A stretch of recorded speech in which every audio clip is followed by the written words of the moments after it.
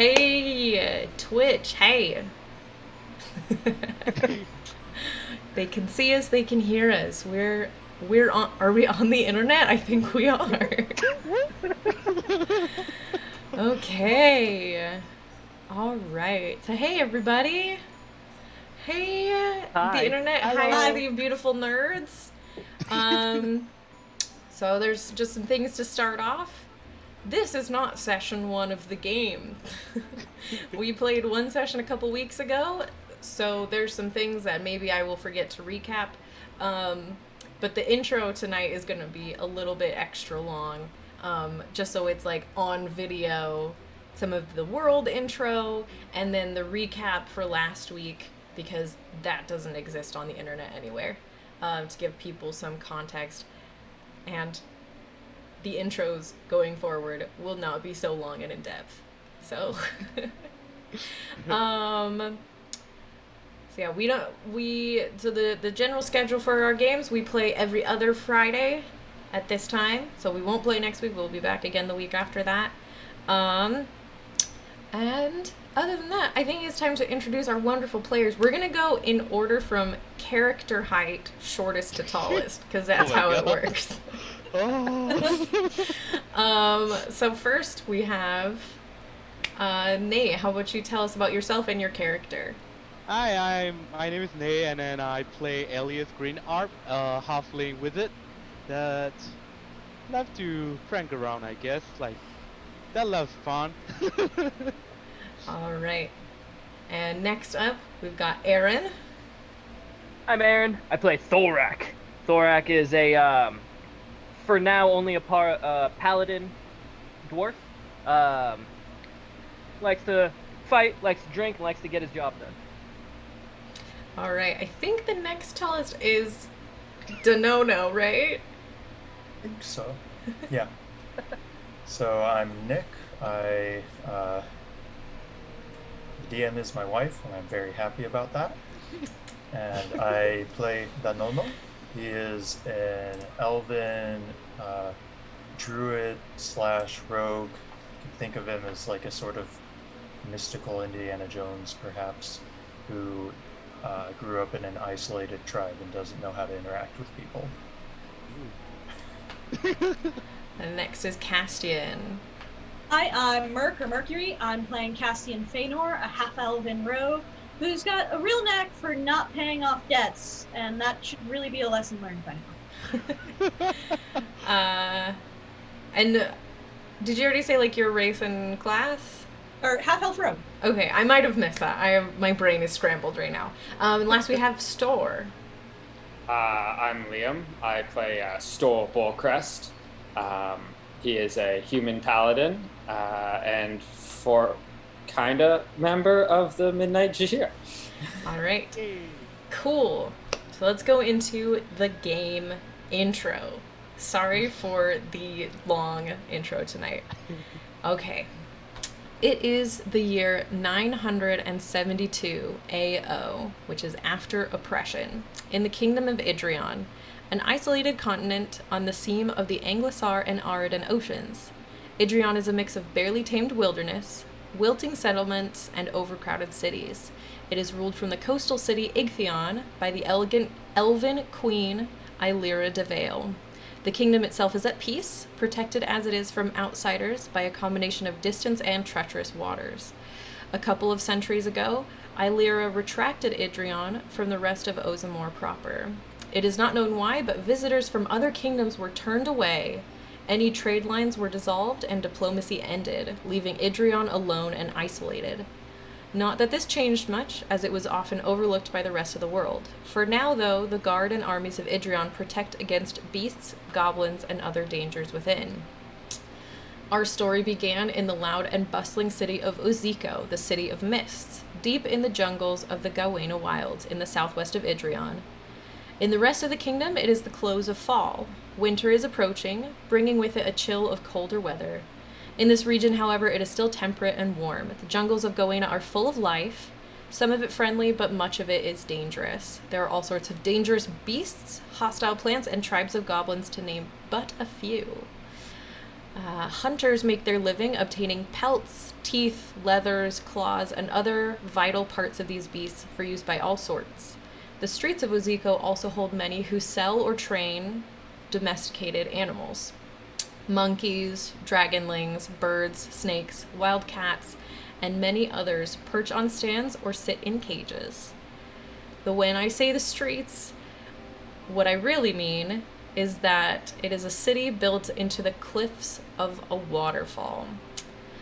It is built into the cliffs surrounding and in a few cases behind multiple waterfalls. The people of the city carve their homes and businesses into the stone of the cliffs or build on pier-like streets that kind of stick out further. They're supported with beams reaching down and ropes or nets reaching across or up. It's not a super organized technological marvel, it's just a lot of hardworking, resourceful people trying to not let their houses fall into a waterfall. So, last time, our party of potential adventurers encountered each other in Glaift Row, a central and bustling part of Oziko, each for their own individual purposes, seeking employment, excitement, or other goals. Store and Thorak, you guys checked the list of jobs on a sort of board nearby and found 4 options. Good money for monster parts, exterminator needed, gnome-seeking woman, or man-seeking woman, and recruitment for Melello's marksman.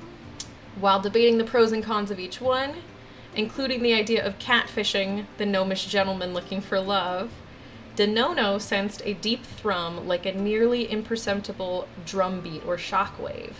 It disrupted the animals all around you. A few minutes later, it was repeated, even stronger. This time, it sent the creatures into a bestial frenzy. The cages, pens, and perches were all vacated. 2 hunters from Melello's marksmen were nearby, by the names of Timber and Bison. Their powerful reptilian yet cat-like mounts, known as the Okaini, got the minis for them here. This is what they look like. They started attacking the crowd.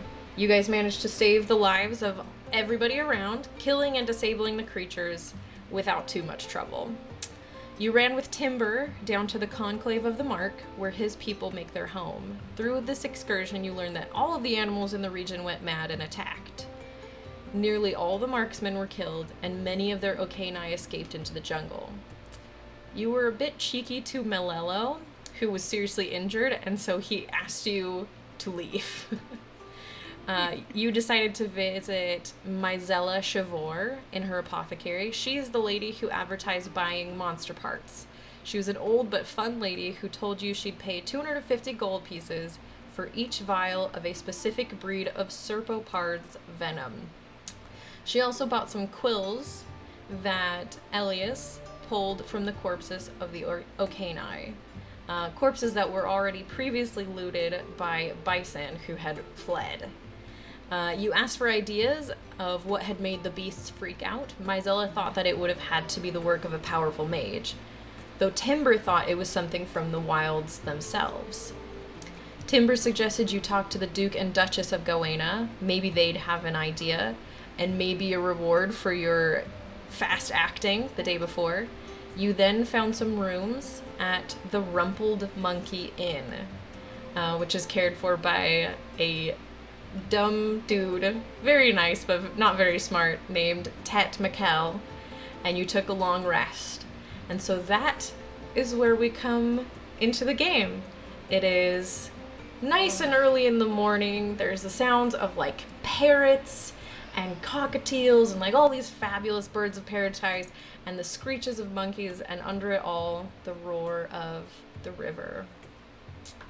I think you guys all had separate rooms. I don't think anyone shared rooms, so. Yeah. Yep. We are separate.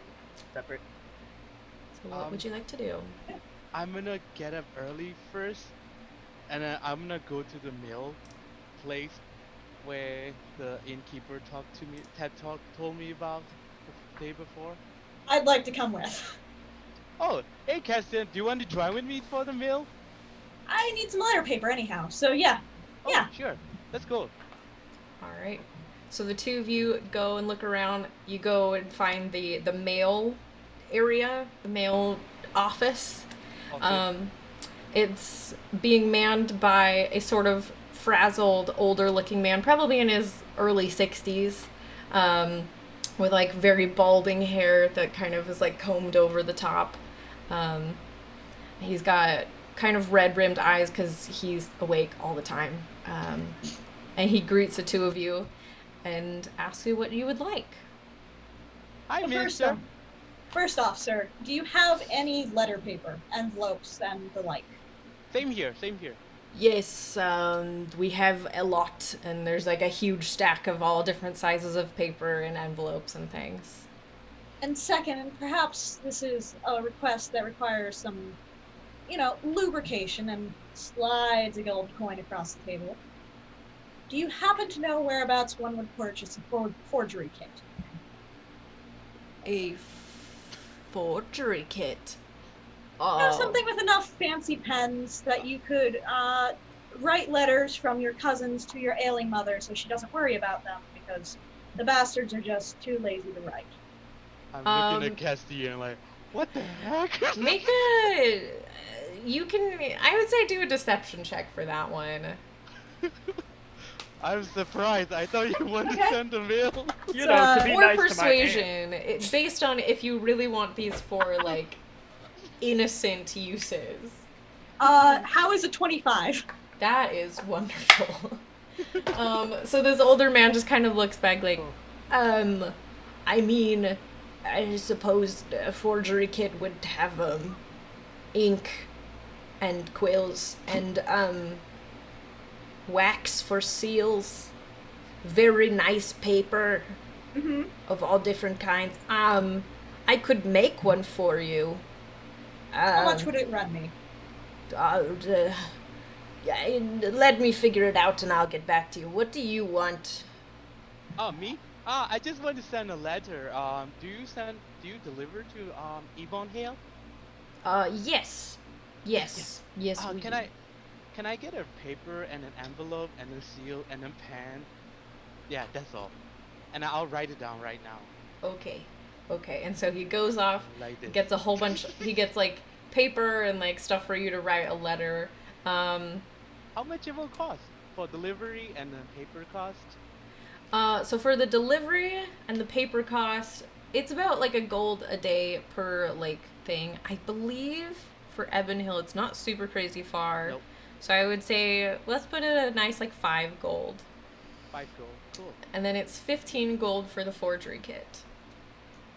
15. I Yeah. hand him I can do that. the 5 gold to him. All Alright. right. I'm gonna start writing the letter. Cassian, can I have a minute while writing? And can you wait for me before I go back? Why would I leave you? Aw, You thank you. Alright, I'm gonna write. Dear Mom, Dad, and little Lily, I hope everyone is doing well. I've arrived to the city of Mist and found some strong adventurers. We have already defeated 2 Okenai that went rampage in the city. I believe this is a sign from Morite, who Yobi always talk about. I'm going to stick with these folks and explore what the world has to offer to me, and where the heck Yobi is. I'll be sending mails to you whenever there's a chance. Please give many smooches to little Lily for me, with ambles of love. Elias Green Arc. P.S. This is the quill from Okenai that we defeated, and I put 1 quill for him in the letter, and I That's seal it with the wax and give it to him. So wholesome. that's so perfect. That's so great. But none of Don't you reckon never know know. what it says Yeah, except for exactly. Elias, just Elias. All right, so the man he takes it and he's like, "All right, I'll get it." And Alright, thank you very much. you see, he actually turns to the side, and there's just a ton of like birds, just like of all different sizes, and there's like little words underneath each one for like where they go to and stuff. And he goes up and he pulls down this like, it's kind of like your raven, but it's got like a row of like white stripes like across it. I don't know what the name of that bird is, but he ties it to its leg and like takes it to a window and kind of like spanks it on its little feathery rump, and it flies off. Godspeed, birdie. Then he turns to you, Cassian. Did you want to send something as well? Oh, no, I'll be off later. I've got to draft it up. Okay, you don't take too long. Your cousin's mom is sad, so Very. don't make And her wait a ailing. long time. If I make her wait too long, there won't be anyone left waiting. Okay. Ooh. All right. All right. And you guys head back over to the inn. Yep. Thank you, Mister. Let's go. Thanks. Cassian. And I follow Lisa along back to the inn. Yep. Back to the inn. All right. Wow, great to wake up just now. I wanna go down to the bar and take my little horn thing. It's got a little on it. I'm gonna go up to the barkeeper, and it's about yay big. Yeah. Eh. Yeah. How much to fill this up with some of your meh whiskey? The whiskey. Hang on. And he turns over. He's this huge dude, so him bending over is quite a sight. As he you hear him clinking bottles of stuff. And he's like, whiskey. No, that is some weird moonshine. He pulls it of this big old bottle. He's like, that's a lot. Well, I won't drink it all at once, probably. But it's a lot it's expensive. Let's see where we go, and maybe we can work something out. Because it would basically be the whole bottle, and this is 30 gold for the bottle. How about 25 gold for the bottle? Roll persuasion. Oh no. My persuasion is okay. +4, that's alright. 9. This guy's not. He's not just gonna give away a ton of money. He's like, Fine.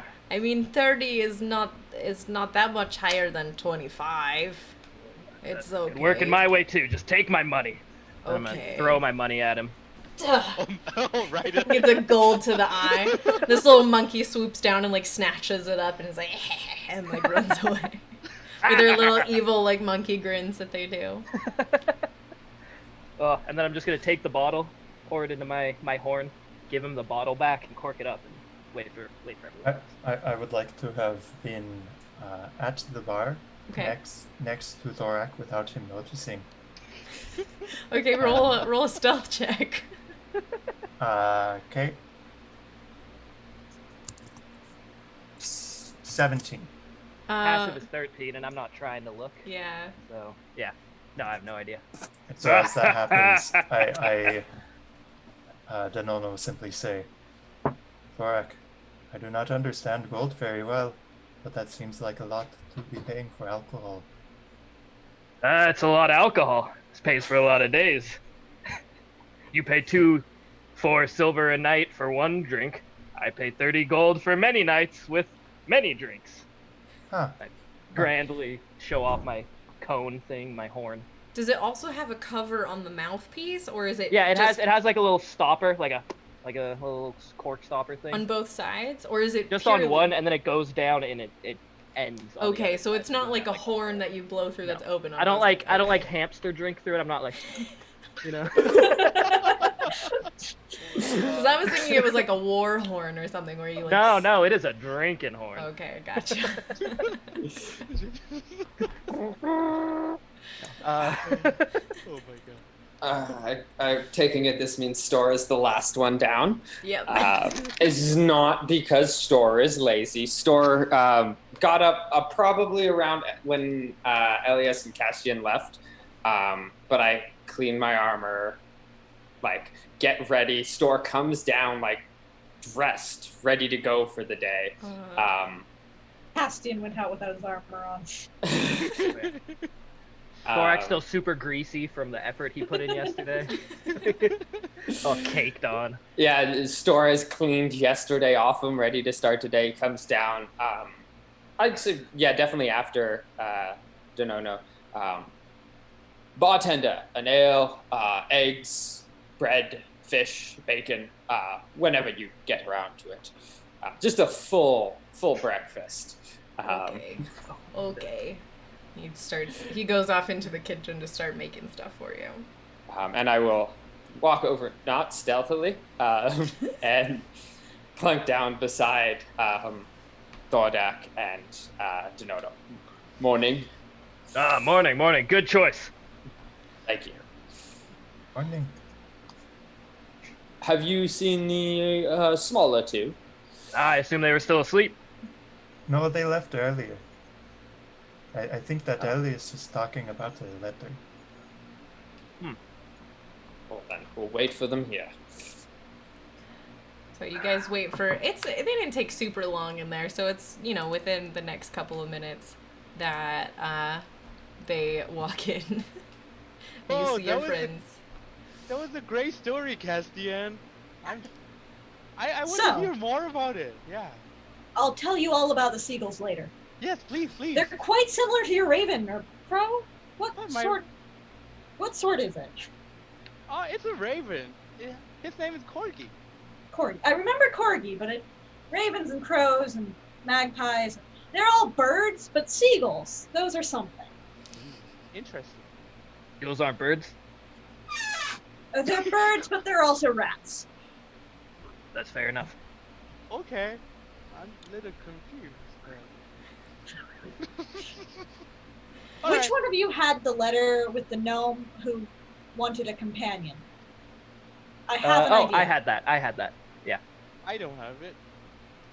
I know how to write in girly handwriting. Girly handwriting. Pass it right over. How do you write girly handwriting? You put little hearts on the eyes. Hearts on the eyes. Oh, Yep, Axel, I heard that too. Axel. Dwarves do the same thing. The hearts have beards on them, though. Yeah. Little mutton chop hearts. So we send him a letter and we ask for gold for travel fare to get here. Oh. And then we Right. just don't show up. That sounds like a great plan, actually. And I just need to roll an intelligence check to see if Thorax is smart as Aaron. Thorax really dumb. I'm not that smart. If you don't mind. Yeah, go ahead. All right. How did we get the thing if we weren't here in the first place? We have it sent to the postal service, which will mail it to us. Sure, yeah. Yeah. Okay. That sounds brilliant. I'm gonna have Storm make an intelligence check because he's also dumb as shit. I'm a little Maybe wisdom, I don't know. Yeah, either or. The stupid paladins. Stupid paladin, That's stupid a joke. It's a 10 if it's intelligence, it's a 9 if it's wisdom. Oh, boy. Oh my god. Yeah, I mean, yeah. People know about stuff. People send letters from far away. It might be a little bit, you might want to explain how they found out about his want ad if they weren't in the city in the first place. But My distant relative was blah, blah, blah. And they sent me a letter with your contact information. I was complaining to her, there's Perfect. no single men in Mid-Harbor. And she's like, well, there's one over here. I heard he's a doctor. And he's Or at least he very was. wealthy. Oh my god. So while waiting for breakfast, Caspian will happily drop up this beautiful description of this woman and how she's just gone through every man in Mid-Harbor, and there's just no good ones. And she's really got a thing for gnomes. Oh. And her name is Neath, Okay. just in case this bites us. Okay. I'm going to What's take it note again? of that. I'm gonna hi store, hi Denono, and I move over it beside Castian and look at what he's writing.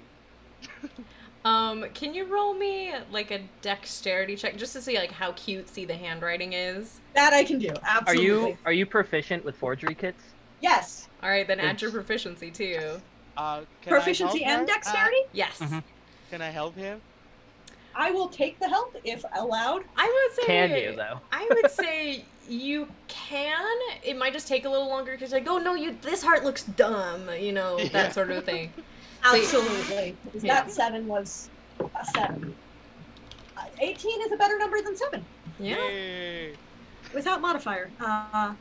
Proficiency is 2, and then dexterity makes that a total of 23. Yeah.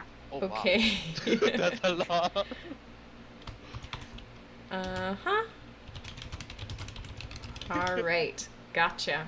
So it looks great. Like the hearts are really curly. There's like teeny little curly cues on the end of some of the letters and stuff. And the signature is just like gorgeous. And Elias, you're just like, hang on, I have an idea. You take like some of like the little herbs in your like component pouch and you're just like, you rub it on the paper to make it like smell like something. It's not necessarily like the most girly smell because you don't have like lavender or whatever in your bag. But it smells like sage. something. It smells like effort. It smell like sage. I put some sage over Sage it. is a good smell, I guess. Oh.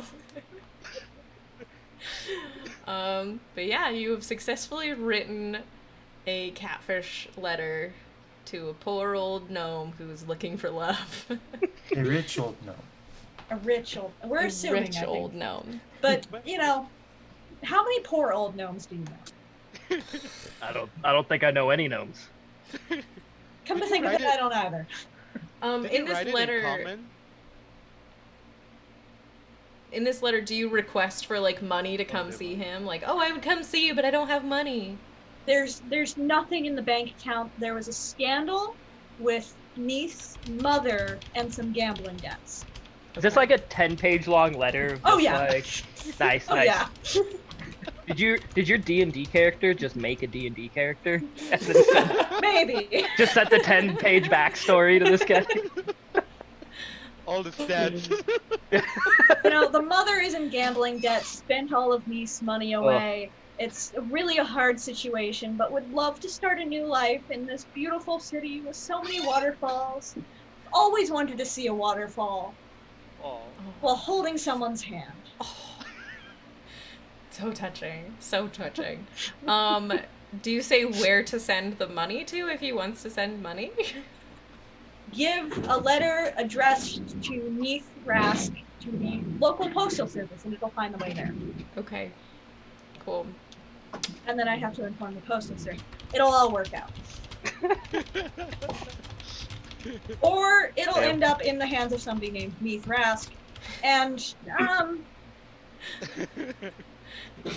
Yeah, it could be that it'll go to Mid Harbor. I'll have to roll to see how this guy feels when he reads the letter later. Cool. But you guys spend a lovely little morning. The breakfast comes out to you. It'll be like a silver to feed all of you. It's not super expensive. I got it. Oh, okay. But yeah, you have a lovely little breakfast catfish session. Eating my chicken nuggets. Remind me never to introduce you to my grandparents, Castian. Are they rich? I just take a drink. Continue on. So you are sending a letter from a woman, but you are not a woman. Correct. I'm very much in love. When you were a kid, did you ever pretend to be like a bird or a dog or play house or anything? I had friends who were birds. It's nothing like that.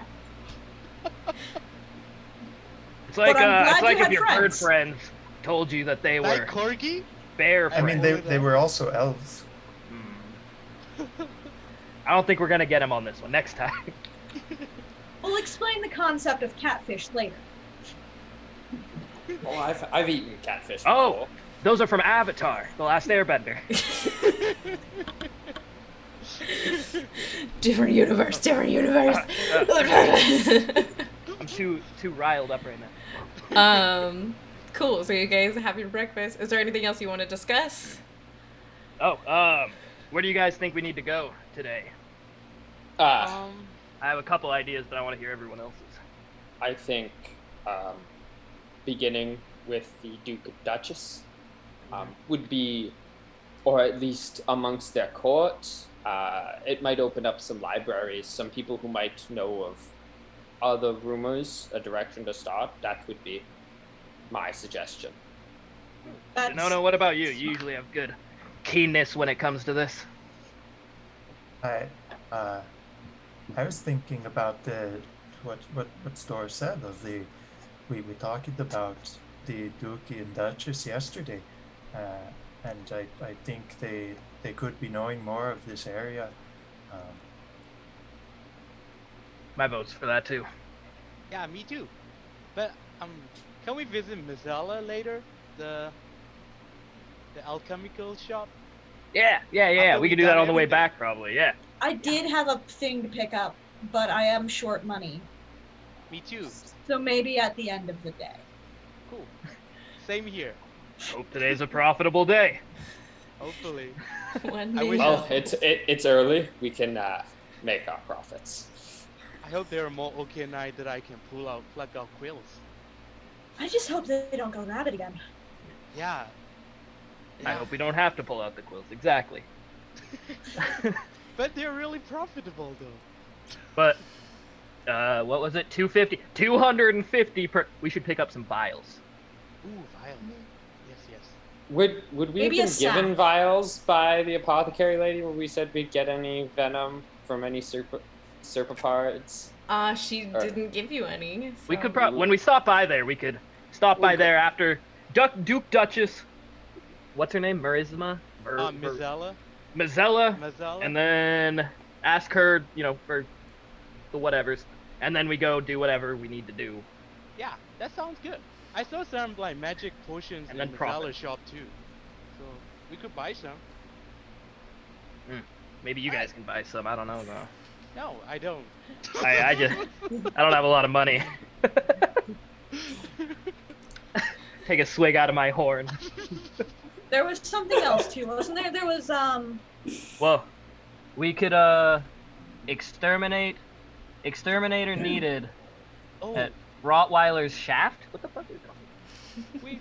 we could go kill some serpal parts for the venoms for Yeah. Mizella. yeah, Well, I we figure can we could go do that visit after them. we stop by for the vials, because we need the vials. Yep. smart. That sounds Great. Yeah. I feel just holding the venom in our hands is both risky and risks losing a lot of venom. Well, the hands Or drop it. You tainting gotta it. put it in your mouth and not swallow it. Oh, we You could mix it with your horn ale. That's already poison in and of itself. it's also whiskey, not ale. Yeah, whiskey. Kind of. Oh, we More can bang cut the for your head buck. and bring it back.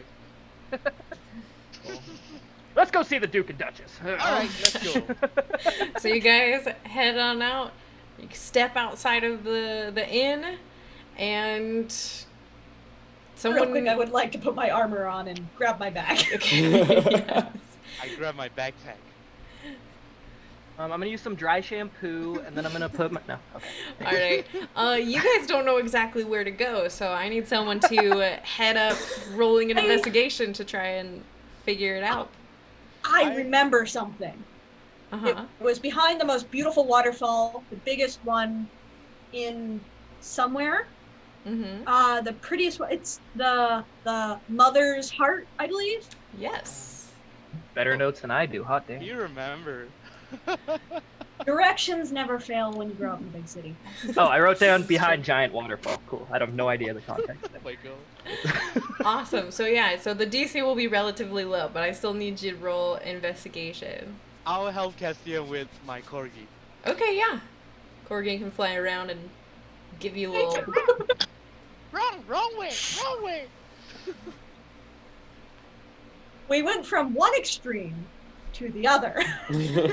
So you got Meaning, that 20. Nat 1 to Nat 20. All right. Okay. So yeah, you're able to walk out the door and immediately you look left, look right, and you're like, that seems like a really nice waterfall. Let's go over that way. And Alright. Corgi's flying around, and after a little while, if you're looking through his eyes or anything, or if he just comes back and he kind of nods his head at you, it doesn't take you very long. It takes you 10-15 minutes to walk up. It kind of goes up and around through the cliffs and everything.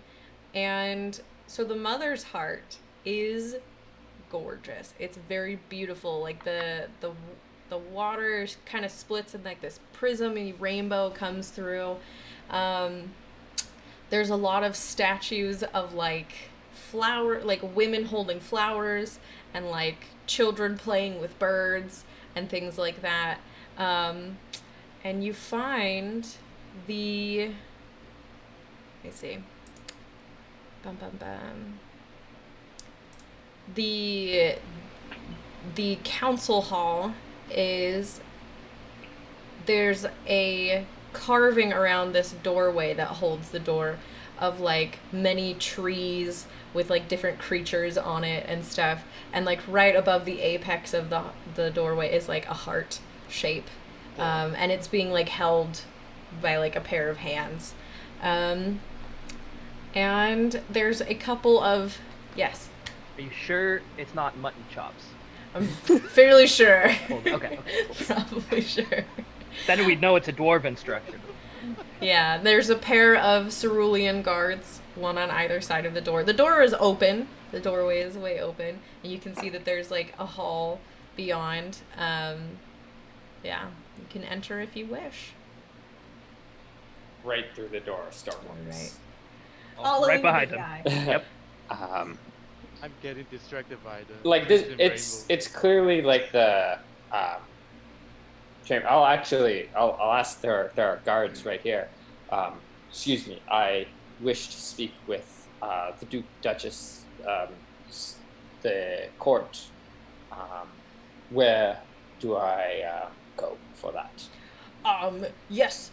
They're actually holding they're hearing sorry, you're very intimidating.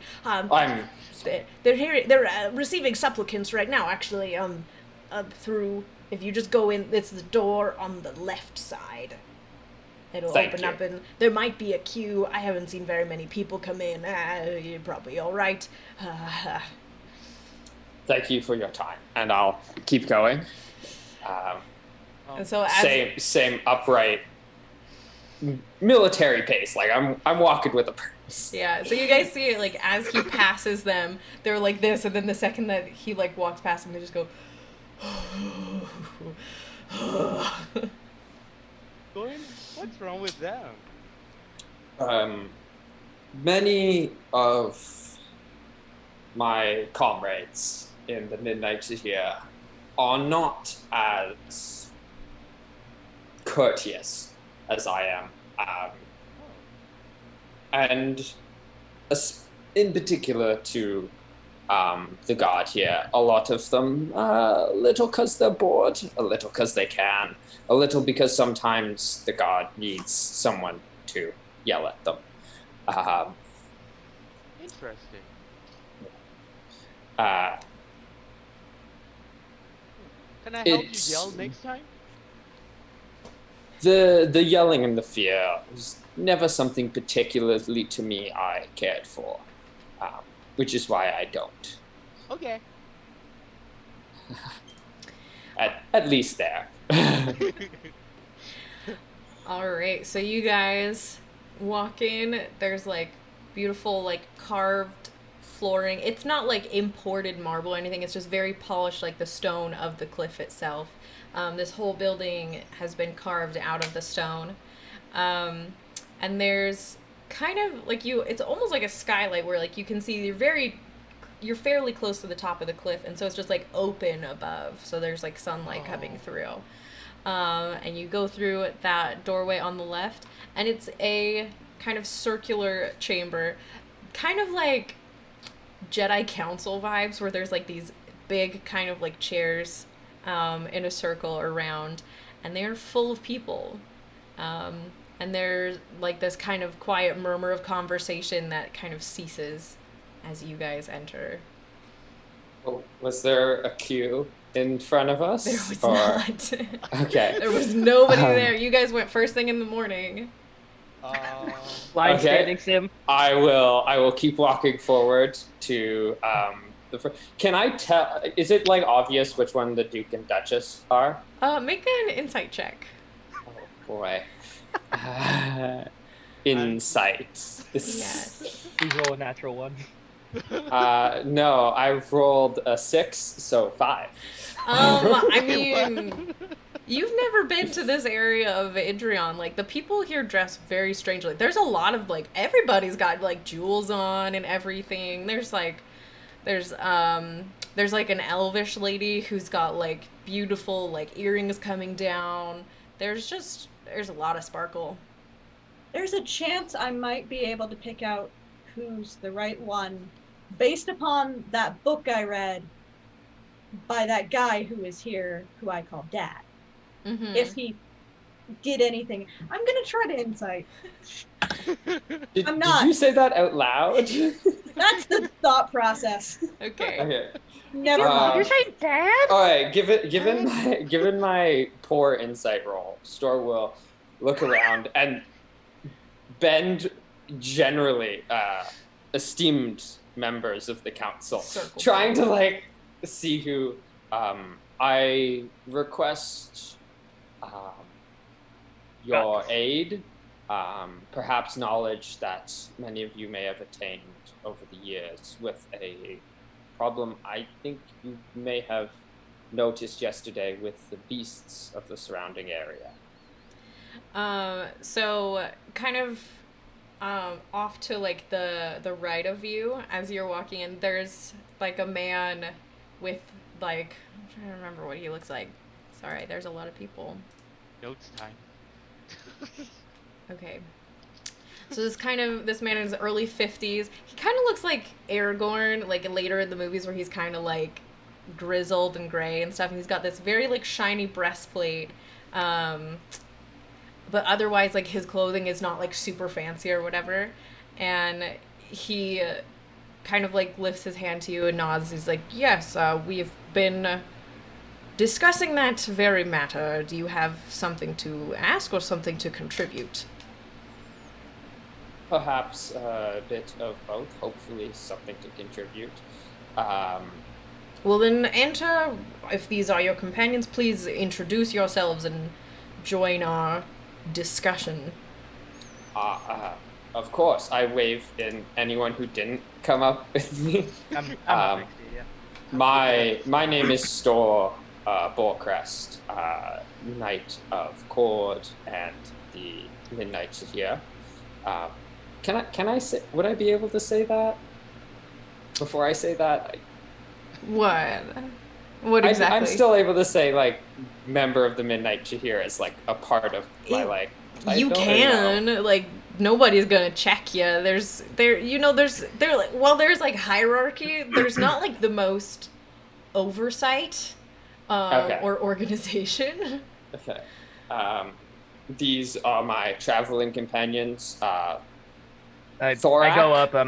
Thorak Balloon. I'm a paladin to the temple under the mountain in Dubro. And I bow to him deeply. At your service. You hear like a sort of like, and there's like this dwarf guy, just kind of off to the side, and he just goes, but he doesn't really say much. Yeah. I don't know where people are promoted. This is my young halfling friend, Elias Greenherb. Hi, I'm Elias Greenherb. I'm the son of the world's best alchemy shop. Hi. Hi. Cassian Feanor. Our traveler from Mid Harbor. And Donodo. I am from here. I am from Cuithama. You see this half-elven lady. She's got similar dark skin to Donodo, though even darker. She's got this like beautiful like golden like headdress thing that kind of comes up and around and like drips like beads of like jade down her face, down like her torso and stuff.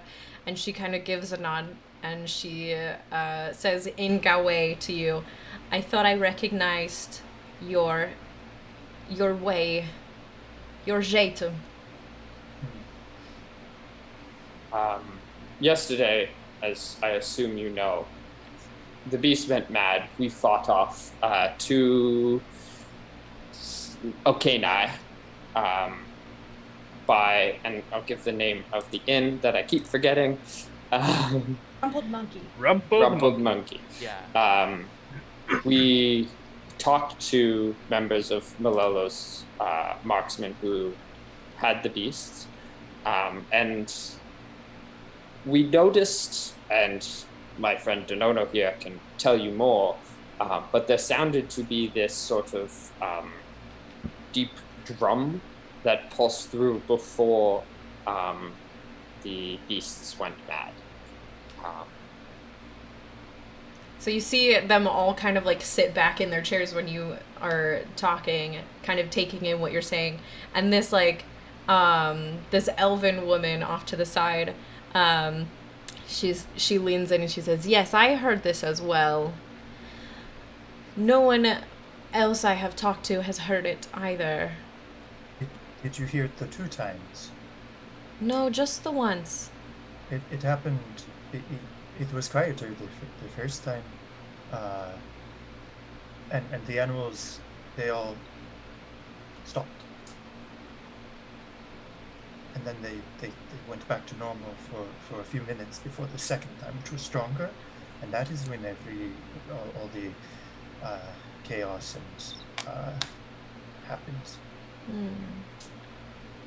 And the Duke, who is the first guy you talked to, Duke Egra, he says, we did not actually witness the rampage of these creatures. We were in a meeting, and so we didn't actually see much, and all of the reports that we've had are of just utter chaos. So if there's anything you could add that we can discuss. It did seem that their eyes went. It was like pure white. And We heard from a few people we talked to. People seem to think that it's either some powerful mage or maybe some angered spirit of the forest. We were hoping you guys might have some more Or insight. demon war drums. Demon war drums. That was the third thing. You're right. That Yes. was the So we were hoping you guys might be able, in your positions of knowledge, be able to give us some more information and maybe see if our services can't be more helpful with this problem. So there's this human guy, kind of close to the door. He is just like as fancy as can be, like wearing like red silk robes. He's got like rings and like bracelets and stuff and like chains. He's looking super fly, and he's just like, we represent the people. We don't represent the best of the people. We are here because we know how to get people to work, not because we know what's going on. You my manager? Sorry. Oh, by the way, my name is Luizzo Fedrano.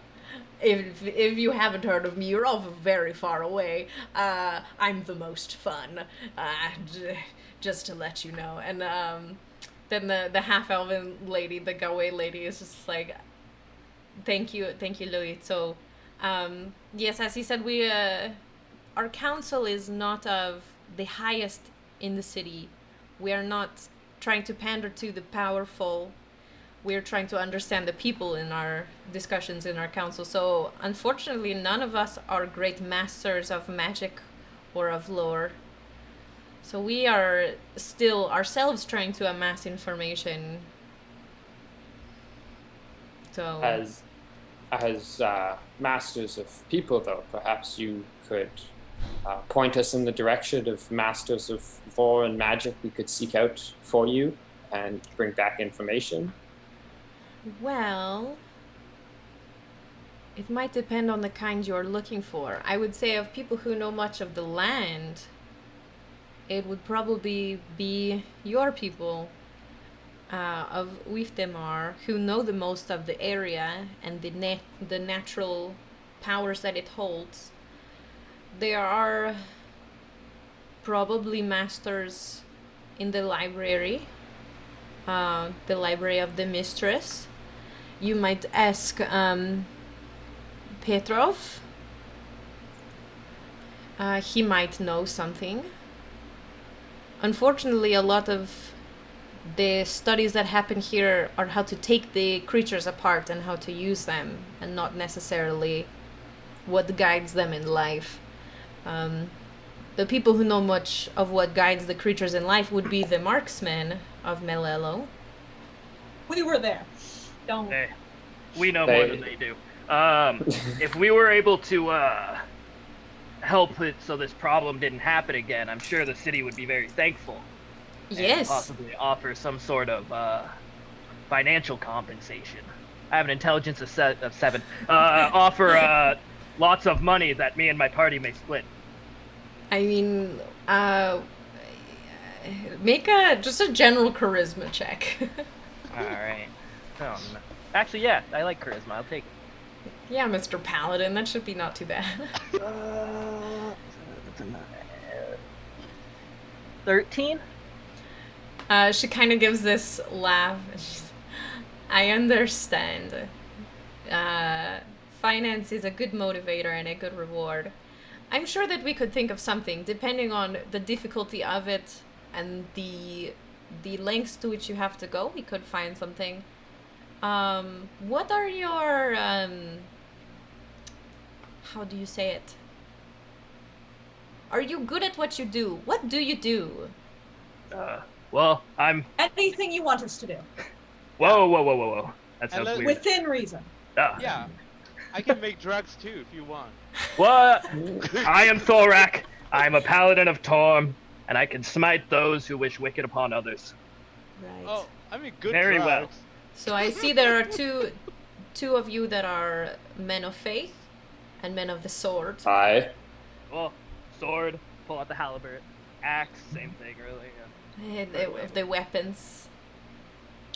I won't pretend I don't know my way around a blade, but I'm decently skilled enough about talking and negotiating and getting things one way or another. So you A are doer of things. you are a doer and a finder of things. Yeah. Okay, I'm asking DM quick.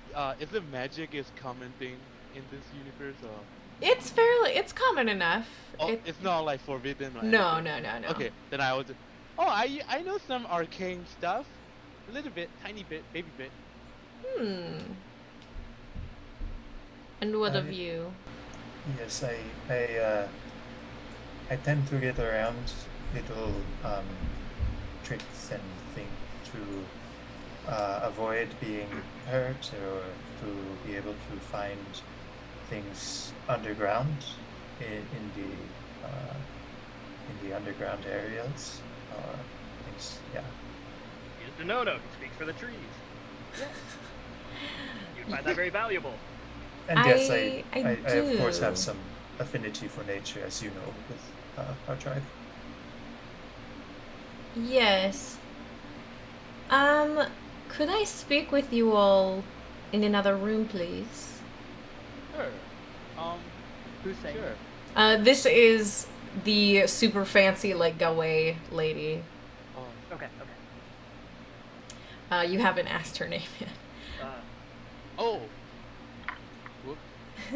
But so she leans over, she's sitting next to, like, the Aragorn, and you figure the Duke, she kind of, like, puts her hand on across his arm, and she gives him a look, and she stands up, and she motions for you guys to follow her through a side door. Yeah, I'm following. I'm following, but the eyes are open in case anything screams I'm pitfall trap. following, but I'm gonna look at that Louis Soprano guy. What does his face look like? You make an insight check, Cassian, you make a perception check.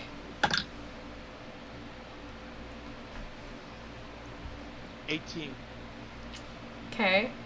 5. 5? Okay. 5. Alright. I'm gonna No send... pitfalls here. I'm gonna send a specific whisper one Ooh, first whisper. to Elias. And actually, realizing this, the entire stream can see this, so I'm gonna move it off the screen. Nobody Oh, I'm can sorry. see. Not could've 5, seen that 6. too, dang it. 6. Okay. Oh! That's a lot different. This whisper is brought to you by nobody. Yeah. Sponsors. We have no No sponsors? history. We have no This subscribers. whisper is brought to you by hydration. Always stay hydrated when playing long sessions of D&D. This whisper could be brought to you by you. And viewers like you. Thank you. Thank you.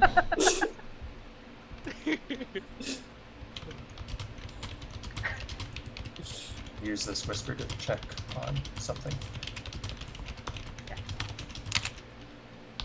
I'm also gonna go to the bathroom quickly. Okay. This Okay. whisper is brought to you by Strahd. Oh gosh. He appears, the world ends. Oh. He's in like Nick's camera, like lol. Nick's like A couple of years ago, we did vampires for Halloween, and so we do have some like actual fake fangs. Ooh, like the good fake ones, not like the Chuck E. Cheese, like. Yeah, the ones where you have to use the denture cream to adhere. 'em. Oh, I've got Ooh. those. Yeah, Those they're are- good. They're not the Those are best fun. that there are, but I got them like for $1, so it's pretty decent. Hell yeah. All All right. right. Interesting.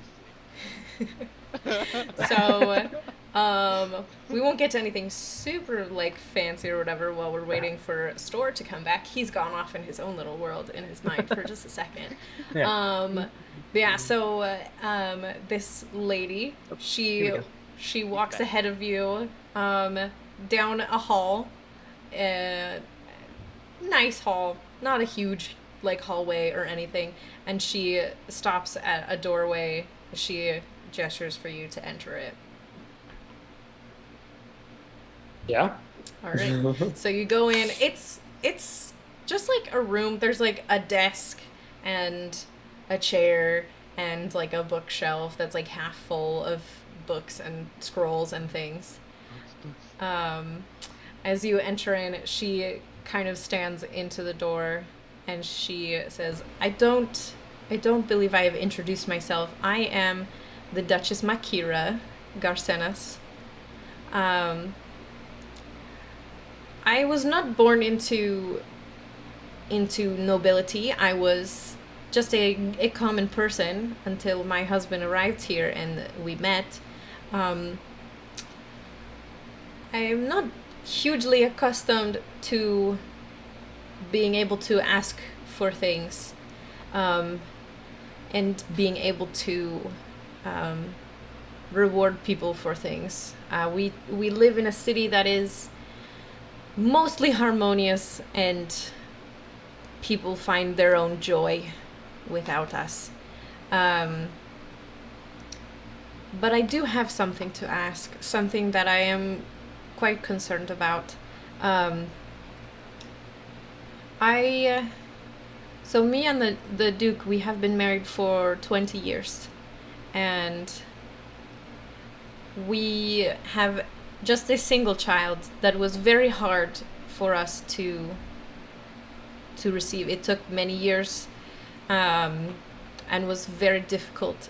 Both of us nearly lost our lives in the process. He is now 10 years old, and he is a rambunctious boy who likes the wilderness. He wants to be a famous hero.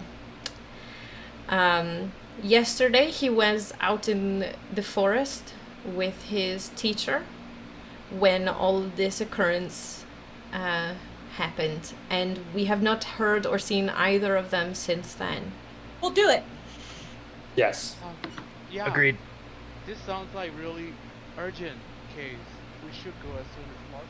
I am willing to offer 600 gold pieces if you can find out what happened to them. I hope that they would still be alive. His teacher is very competent. If they got trapped out in the jungle, they would be all right. But I haven't heard. Well, we are willing to do it without the price, and even more willing with the price. We will make sure we You're- find them. Your child's safety is worth more than the coin. May I know what the Thank you. teacher capable of?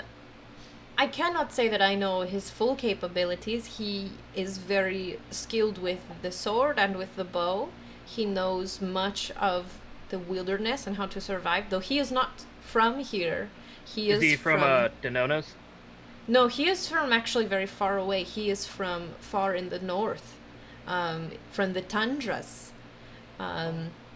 So he was not very skilled with the jungle, but he knows how to survive, and he has had to fight his way through the wilderness before. So we actually chose a few to possibly teach him, and then my son chose him because he is the most interesting, the most fun. Oh, interesting. Interesting. His Good taste, Names? clearly. so my Teacher's name, kid name. Kid's name, and then the race, age, color of Blood the hair, type? eyesight, mother's maiden name. mother's maiden name, that is my former name. But my son, his name is Taigo, and the teacher, his name is Yeltsov Popozic. He is very strong. His hair is white. He likes to wear red. He talks with a strange voice because he is from the north, in the tundras.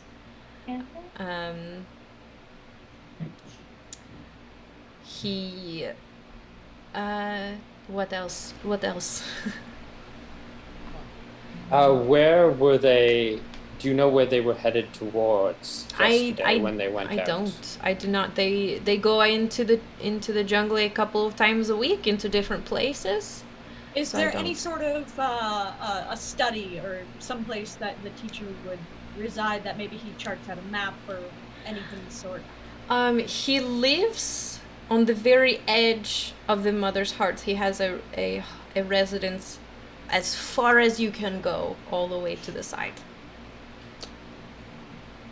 And he lives there alone, as far as I know. He does not have any family with him. And this is a question for anybody, would it be helpful to search his residence just to see if we might know what direction they could have gone, just limited down from there out in the jungle to something a Some little sort bit of more map or followable, up starting point even? I'm with Store. Just to see if he's got a map, a journal, or anything. One, may I ask one? Did Taigo say anything about like where he was training the day before he was missing? Like as last place he trained before? Like, Usually they either will go up to the top of the cliffs to train in the clearings up there, or they will take a sort of elevator down to the base by the falls, and they will just go. It really is very different every day. okay. I have a lot of trust and faith in Yeltsov, and it has been many years. He has been teaching him for 4 years. Oh, So he has proven that he is capable, and so they wouldn't go to the same place every day. But he didn't mention anything. I mean, I will be honest. There are times that I hear, but I don't listen. just like my dad. Did anybody see them leaving yesterday? Might know if they went up or down, just again narrowing where we have to look. I suppose they might have said something to my husband, to Agra. Maybe even an elevator lift operator. I suppose if they would have had to know. And it is the same man all the time. It is a little bit further towards us than Yeltsov's house, but it is the same street. A good place to check just to. So, Just to elevator know. man, search house. Those are our starting points. I suppose. That sounds great. Let's go look for it. And if you could keep this discreet, he is the one and only heir of me and my husband. The previous Duke of Uziko was actually replaced because he did not have any heirs. He was an old man without posterity, and so he was replaced, and that is why my husband was sent here. And so the people have had a lot of change in leadership in the last couple of decades, and it would be better to have it be stable. And so if there is talk going around of that changing, I would hate for it to get to the wrong people. The cover story Understood. is that you have a special present that's just arrived for him, and you can't wait until he gets back. Yes, I will buy him a present to make the cover story be not a lie. I'll get him a horse or something. I don't know. Maybe animal presents aren't the best option right now. Maybe OK9 might be best for him. Maybe, I don't know, like a axe or something safe for a kid. Maybe with the blunted edges. Maybe. That's a way to do it. I'm not the dad here. I was playing with axes that were sharp by the time I could walk, so... 3 cups and a rock will entertain any kid for hours. Huh. Some adults, too, can confirm. Well, I And a thank you single for your willingness to aid me and my family. If you find anything else about this issue with the beasts, please also bring it to our attention. The council, we are here through the early afternoon every single day. After that, I can also be found here or at our estate. I would wish to be told immediately if you hear anything of my child. Absolutely. She nods and she walks out the door and back up the hallway towards the council chambers. Without us? Yeah. Can I look at the books quick? Caspian just seems to absolutely deflate. There's no energy, there's no attitude, there's nothing but sad. Do I need to roll perception? Roll investigation. Investigation. Oh wow. Yeah. I didn't say that for my own good, by the way. I'm not... 11. Yeah, so you go over, are you going to the desk or the bookshelf? Bookshelf. Okay, so you look through the bookshelf, and it is a bunch of books detailing, like, history of, like, the Dragonborn race. Yeah, it's a very stuffy read, really. Actually, hang on. Do you speak Draconic? Then you cannot read these books. Actually, I have a comprehend languages. If you want to spend the time to cast the spell. I'm not gonna Not now. spend 10 minutes here, yeah. Not now. You're gonna come back in like, what the fuck are you doing? Get out of my office. What are you doing here? Hold on, he's 8 minutes into comprehend languages. I'm still casting spell. 10 minutes casting. Alright, Thoric's gonna start walking out. Alright. Yeah. Alright. Following Thorak. Do we want to check the house first and then the elevator? Well, I feel... I was wondering, Denono, if you had any more insight for us. You know, they told us your tribe might know, and I was wondering where you might head us in on it. DM, do I know anything about this? About what specifically? Sorry. About potential sources of the noise and the power that cause the animals to go nuts. I believe we rolled something about this last time, and it came up with not a ton. Like, the sound was maybe, like, linked to drums or something, Oh, that's but... where we got that from. Yeah, yeah. You're right. Yeah. Okay. Yeah, well, maybe your people would know. Could we go to your tribe? Would we be able to? Yes, they. I believe because you will be coming with me, that they may be more receptive and able to talk to you. I know that while I have some connection with nature, I have spent a lot of time studying other things, and there are others in my tribe who are much more knowledgeable. No, no, they know more about the nature. Yeah, absolutely, sweet. But we gotta find this kid first, though. Kids first. Kid first. Back to Kid Store's first. thing. Okay. I think we should go to the house too. You know, if we find a map or something, that's point A to point B instead of. Yeah. Is the elevator man along the way to the house, or? I believe he is between us and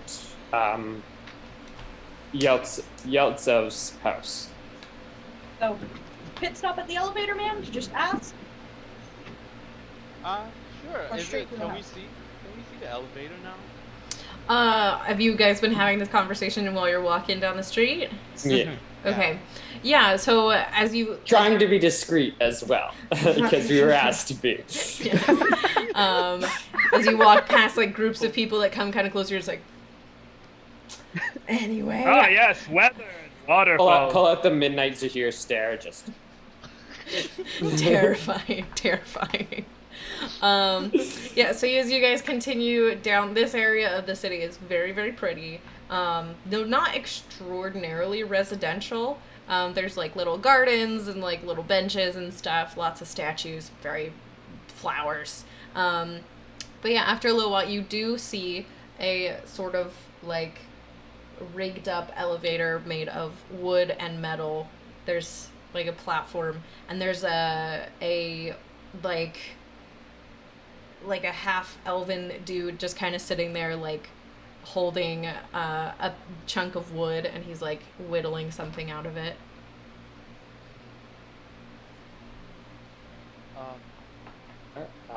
Are we talking to him first, or are we continuing to the house and then coming back? Doesn't hurt to check in, does it? Just Yeah. to see and then go that way. He's here, we're here. Yeah, might as well ask him. Yeah.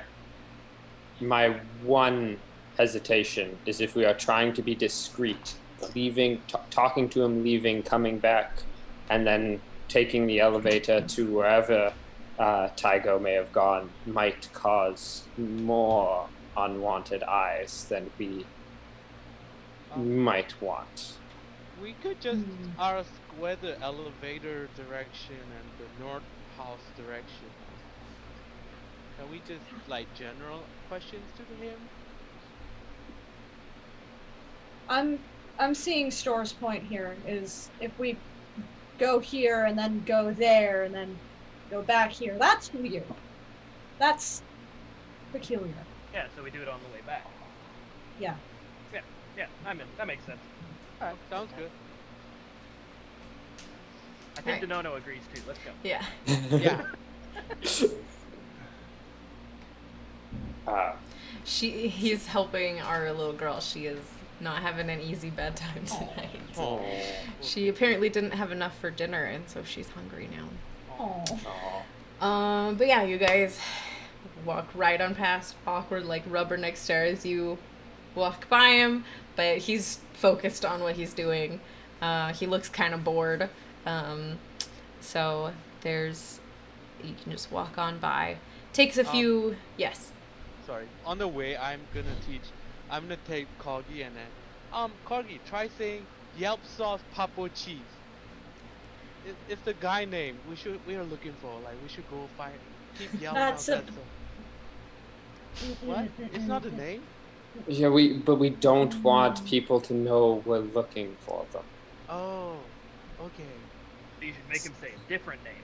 No Right. yelling. Just no Okay. yelling. Could you train him to look for someone with white hair who wears red? Okay. I could look through him, I guess. It's okay, Corgi. And then I was just like, I'll need you later. Put it off my head. Let's go. He like ruffles his little feathers and just like goes, Yelt? Yelt? Yeah, he's not got the capability for like tons of syllables. Yep. He is a raven, not a mockingjay. Yep. Yeah, you guys continue on. You see like different like ladders and stuff going like down and further up to like different alcoves or whatever. There are some doors along, but you continue on for several minutes until you see at the very end like the pier kind of street ends, and there is it looks kind of like a tree house at the end. Where there's this big old trunk of a tree that comes up, and you guys are several hundred feet up at this point, so the fact that the tree reaches as far up is significant. And there's like just at least a couple of rooms right there on the top, and as you come closer you can see that like there's several floors. Some of them are segmented by like ladders and things. There's different balconies and stuff, kind of like a Frank Lloyd Wright house, like made in a tree house sort of a vibe. Does this look like it's all one like unit, like it's one person's house, or are there multiple houses and we risk breaking into the wrong place? So there's like the front door of the house is just right there on the pier. There's not like a front porch area or anything. There's not any like ladders going from the pier down or up. So you would imagine that it's just like single entrance, probably a single household. Okay. Yeah, Castian's up to the door. There's no fussing. I'm gonna take a look around. I'm going to stand with sort of my back to Cassian, sort of kind of covering any door unlocking that might need to be done, and also looking for anything. Big, intimidating pose. Gotcha. All right. Before the door is checked, the thieves' tools are out. Okay. It's just an assumption made that these are needed here, whether they are or not. All right. So you're not gonna check if it's locked or anything. You're just gonna go for it. You pull them out and then you check. Okay. Take it for like 3 hours. It is locked. You try the handle and it's definitely locked. Can I make sure nobody's... Yes. Make performance checks. Just kind of like a... Okay. Oh, look over there! It's a bird. I've not And then rolled corgi over a fly 10 over. so far. So I got a 10 for my... Okay. I am proficient. Do I add anything besides my proficiency? So this one would be a dexterity with proficiency. That is 18 then. Yeah, so it is locked. The lock is not like the most basic of locks, but it's not a super crazy fancy lock. So you guys are like there kind of shielding Castian's kind of smallerish form, although most of you are smaller than him, so you're like, oh, don't look behind me. Ha! And for like a minute or so, you're fiddling with it until you hear this little click and the door handle turns. Grandma came up. Can I help you? Yeah, well, since this is the end of the street, there's not a lot of people who come through just wandering, so in that minute or so, you're left fairly alone. Well, Door is quickly scurry inside. I think Honey, we're home. I'm gonna stay outside and just I'll meet you and just make. I want to keep eyes out. I don't want no one surprising us. I'll go inside to. I'll go inside too. Inside. I will stay with Thorak. Okay, so the three of you go inside, the other two go outside. You two outsiders make perception checks. You three insiders, you push open the door and you see just like a sitting room. There's like a lovely, comfortable couch of a nice like dark green with like wood handrails and stuff, and there's a matching chair with like a little coffee table and a doorway that goes beyond. Is the doorway closed? So it's actually, it's like hung with like beads. So you can't really see through it.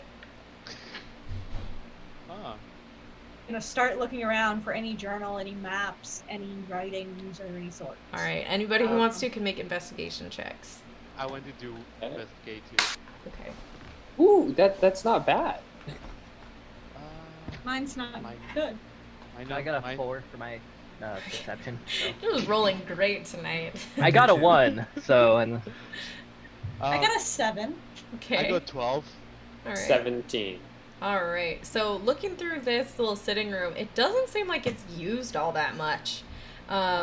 The couches and chairs don't have a lot of wear on them. There's not really anything in here except for those. There's like a little hanging like thing to like maybe put a candle on, but the candle is sat there like completely unburned, not touched at all.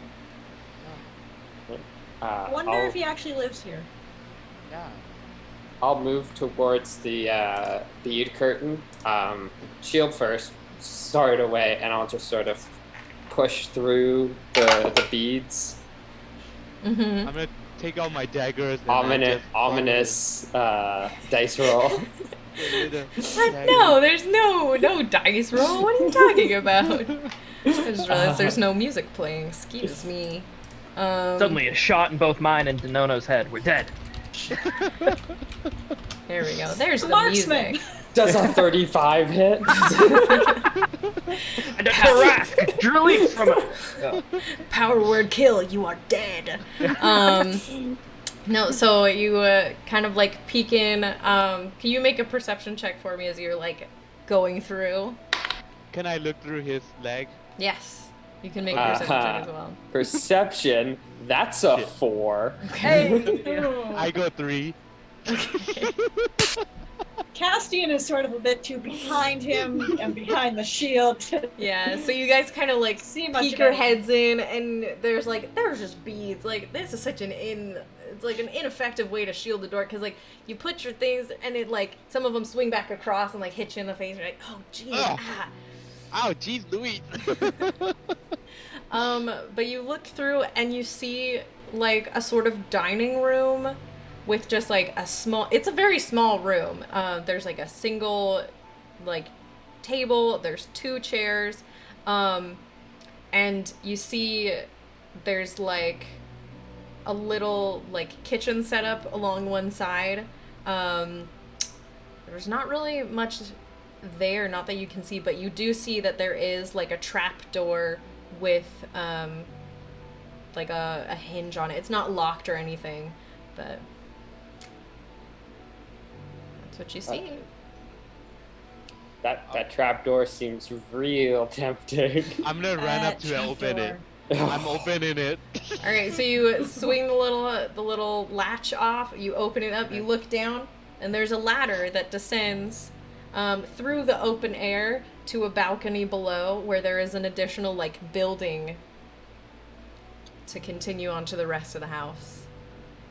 Before following Elise, I'm gonna look around. Okay, investigation. Is it dark then. in there? No, it's like this is like 11 in the morning right now. Oh, okay. Yeah. I'll look to Elise. Should I go first, just in case? I wear a bit more armor. Can you fit through it? Oh yeah. It's definitely large enough. I'm not that big. A lot bigger than me. All right, so you descend down. This balcony it's kind of nice. There's like a little hammock chair. There's some like empty cups just kind of like sat there. The door that you see to the rest of the house is slightly ajar. Do we want to wait for Cassian's search of the room we were just in? Because I know He rolled really low. A 7. Okay. Y'all need to roll better. Cool. We'll switch dice. Yeah, I'm feel gonna switch dice too. Denono, what did you want to say? I feel like I was not heard when I said that my perception outside was a 22. Okay. All right. You're standing out there, waiting and watching. Got it. 4.5 times my roll. 5.5 times. Is the room with the hammock, does it seem like it kind of got the same use as the other rooms we've been through so far? No, this one definitely looks a lot more used. Like, there's definitely, like, wear on the ropes that hold the hammock chair. There's also, like, a mat, almost like a yoga mat on, like, another corner of it that definitely has, like, wear on it. It's definitely been used.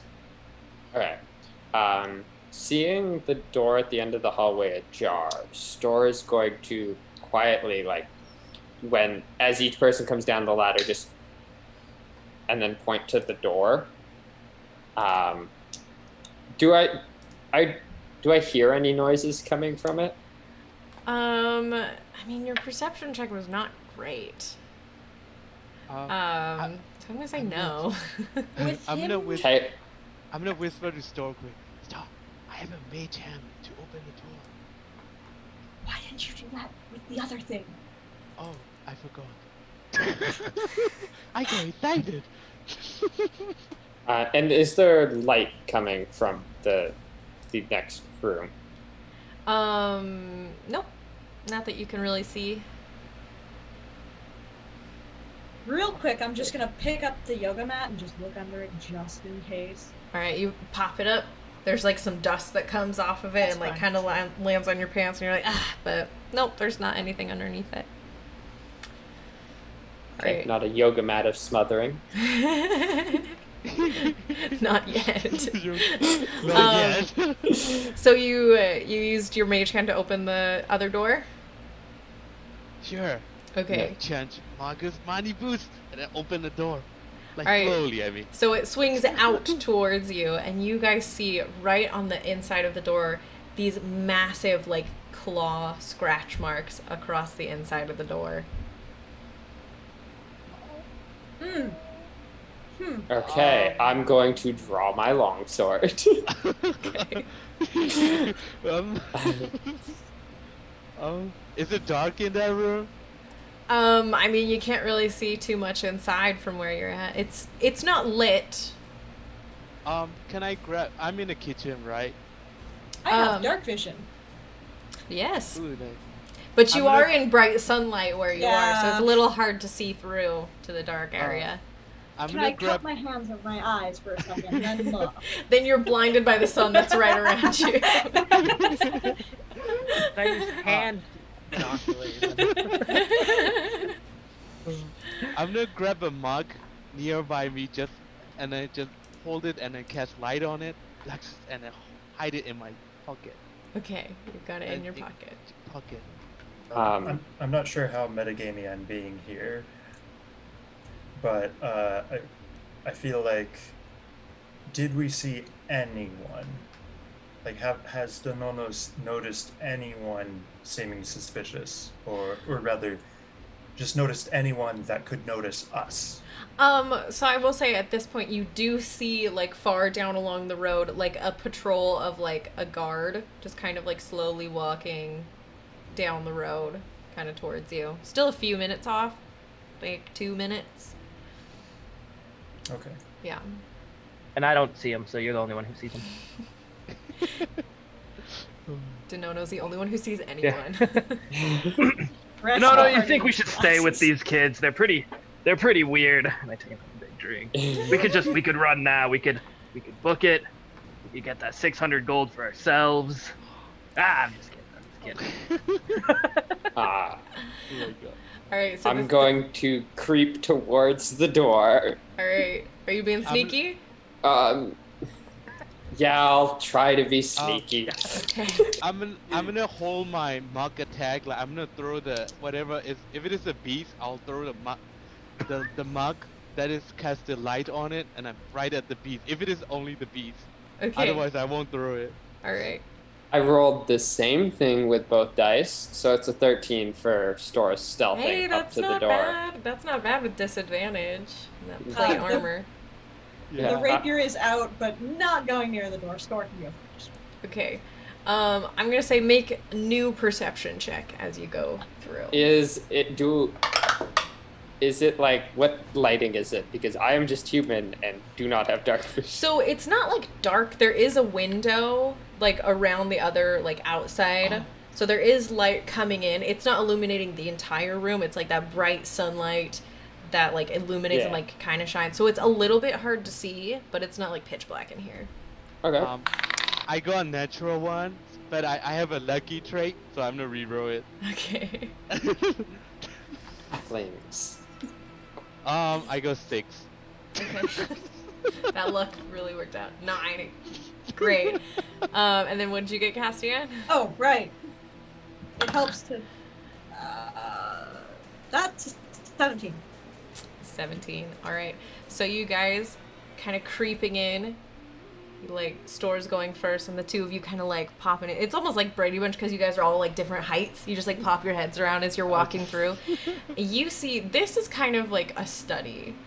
and it is destroyed. There are paper shreds everywhere. There are claw marks and scratch marks on the floor. There's like curtains that were on the window, and they are ripped to pieces. Absolute ripped to pieces. There's like stuffing from like the chair that's knocked over, and it's all over the place. One of the legs is broken off. It's a mess. I'm gonna take out my mug and then pull outside to get more sunlight. Okay. So yeah, as you lift it up, you see just like the extent of it. You don't see like blood on the floor or anything, not from your quick checks that you're doing. You see there's another door, or was another door on the other side, and it is like ripped kind of almost in half, where like part of it, like one hinge is still attached to the wall, and then like the rest of the door is like just gone. Here, kitty kitty. Here, kitty kitty. Is there a kitty here? I mean, there's claws, so there's Oh, claws that have a cat attached usually. I feel it might have left through that door. do you want me to use Mage Hand again? The door is not closed at all. It's just like open. I don't think the door needs. Why don't you two look? I will stay close and follow you and sort of like be ready, like watching their back to make sure nothing jumps out at them from behind while they search for anything. Okay. You're not having us go first. You're having us look right. No, yeah, you're telling like me where to go, and then I'm just sort of going first, shield out, just in case. All right. So, you guys. Still holding out mug. Okay. So, Cassian, you're doing investigation. Look around this room. All right, go ahead. 10. So you're starting to sift through papers on the floor. Some of them look like they're just like notes. Some of them are books. They are just like, there's none of them that are like together or anything. There's like also like crumpled ones where you can see like something heavy was like walking on them and like creasing them up and crumpling them. Oh gosh. Do these claw marks remind me anything of the Arcane Eye? They are. Hang on a second. Look at how big these are. They are a bit smaller, you'd say. Not by much, but they're a little bit smaller. But yeah, as you're like bending down and looking, let's see. Pop up. I would like to say real quick, regardless of if it seems the notes have any immediate value or use, they're going in the bag. Okay, you're just stuffing crumpled papers up in Maybe your bag. somebody can read better than I can. Okay.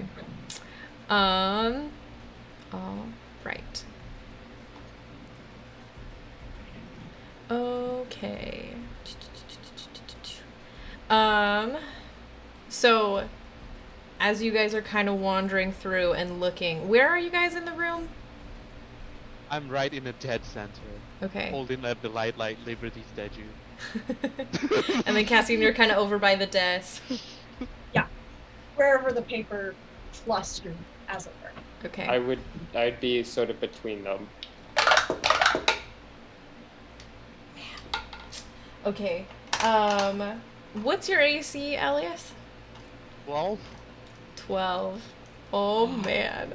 I'm dead. I rolled with advantage for 2 attacks, and they both were terrible, but they both were 12 or higher. Oh my god. So, I'm gonna be dying. You're like looking around, holding up your light, and out of nowhere, out of the blue, you take 15 points of slashing damage right across 15. your back, and you see this like flash of like white, and it's massive, much taller than you, and the rest of you hear behind you this like snarling roar. Oh, can I throw my mug? I think that is where we're gonna take a quick 5-minute break Oh. for everybody to go to the bathroom get a snack, whatever you want to do. Sounds good. So, I'm yeah. gonna die. Just so we know, so I can plan. Do me and Denono hear the? We'll get to that when we get to that. I imagine you might after a second, because it's not a little thing going on. Yeah. Cool. But, This is great. This is, we followed all the rules. Never split the party.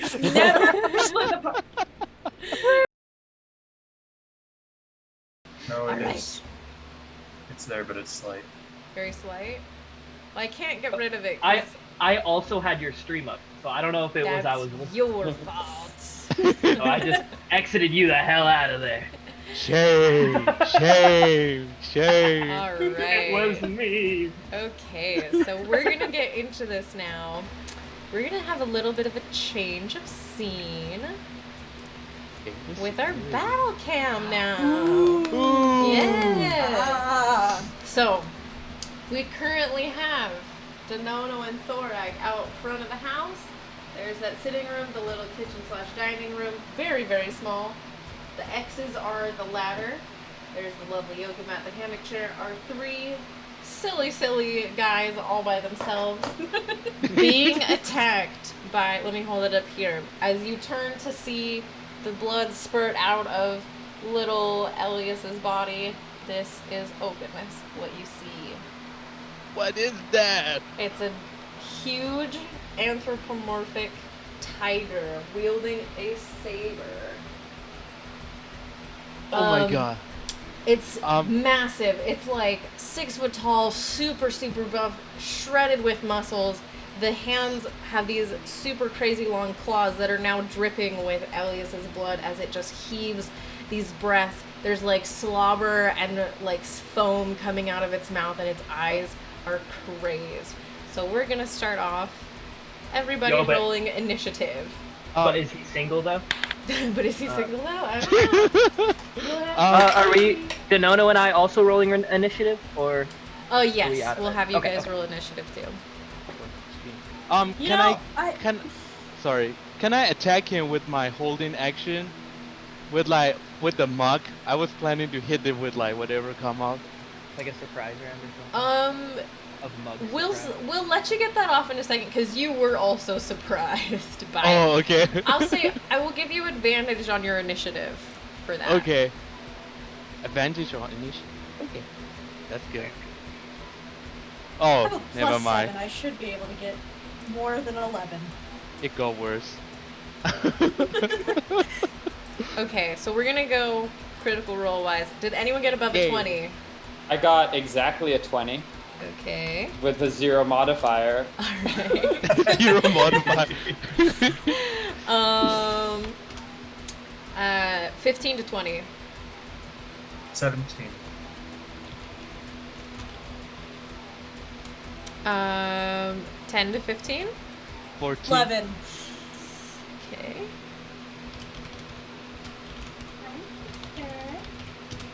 Hi. And then Thorak, what'd you get? 8. 8. He's drinking. I'm just distractible, yeah. We're like, I see the guards now. That's so weird. Birds. Denono, where'd you go? Did you see something? I just gotta make sure. We good? We good. I don't know. I just got a text from my mom saying that she couldn't see us or something. Oh. I I'm mean, gonna. When we're I in the get corner. scratched, I'm gonna scream like a little, really loud. Like high pitched noise. I'm not gonna do it in the mic. Oh, Yeah. okay. For being seen, did you share the Zoom window or the whole screen? It's the I'm looking whole at it. screen. I'm I can looking at see on it here. screen. Yeah. Okay. We're all Yeah. there on the right. Oh, Okay, cool. Now we're there. Okay. Yeah. All right. So the first one up, the first one to react is Store. Okay. I have a couple things, and I'm not sure how I want to handle this. Like dying like this. First action I'm gonna do is I'm going to dump 10 points of lay on hands into Elias. Thank you, mister. Just let's get you back. And then I am going to move around to try my best to position myself between the tiger beast and Elias to just get right into melee combat with him. And this is where I don't know which one's gonna work. I'm gonna gamble a little. So you come around this side of him? Yeah, I'm not super picky which side, just trying to like impose myself between the two. Okay. And I'm gonna try it. I'm going to, with my bonus action, cast Compel Pool. Okay. So can I get the Tiger Man to make a Wisdom saving throw? Yes. Wow. Oh, sorry. One thing as well. Elias, can you make 2 strength saves for me? 2 strength save. Yes. Oh boy. All right. You're a wizard. Wizards are great strength. I go 4 and 10. Okay, so you're actually knocked prone by like the strength of its attacks. Ah! Okay, so it only rolled a 12 for its wisdom save. Meeting is good, right? Like meeting, it's meet or exceed, right? Yeah, so if your DC is 12, it rolling a 12 means it saves. Yep, I'm pretty sure nothing happened. Oh, alright. So you, like, shout out at it to compel it to duel you, and it... Face me, coward! Doesn't work. Doesn't work. What? Storm? Huh? What? Alright. Denono, you're up. Elias, you're on deck. Wait, did Store have an action? I use my action for lay on hands. Yeah. Oh, that's an action, sorry. So, yeah. So Denono, you up in the street, you hear the shout. I scream. And a scream. And a roar. Movement, because 22 perception. Okay, I will turn to Thorak and say, trouble, and run into the house. I have, my movement is 35. 5. That gives you 35. Okay. What? So you're gonna double move? Triple if needed. Okay. 10, 20, 25. It's 20 feet down. You can jump down if you want, or you can go down the ladder. Just ladder is fine. Okay, so you're 10 feet up, and then your triple move. 10, 20, 35. That's where you get with a triple move. Okay. Super So- fast. I then am unable to see. Yeah. Can I? Yeah. You can't see him. I'm there. Okay. Next up is Elias. Castian, you're on deck. Oh, it hurts. Oh my god, what did I do? And I'm gonna use half of my movement to get it back up Okay. on my feet. And then go towards the just where is it facing? I'm gonna move 10 feet. Like, This way? yep, that way. 10 feet. Alright. So it's gonna get an attack of opportunity on you. Okay. That's a 15 to hit. Yes. Um, Oh my god, I'm gonna die again. so you take 10 points of slashing damage. Back down to 3. Ooh. Oh, I almost got ya. I almost got you. So you like sprint away, and this thing like that was like down over you as you were like on the ground, reaches out and like rakes these massive claws down your back as you run away.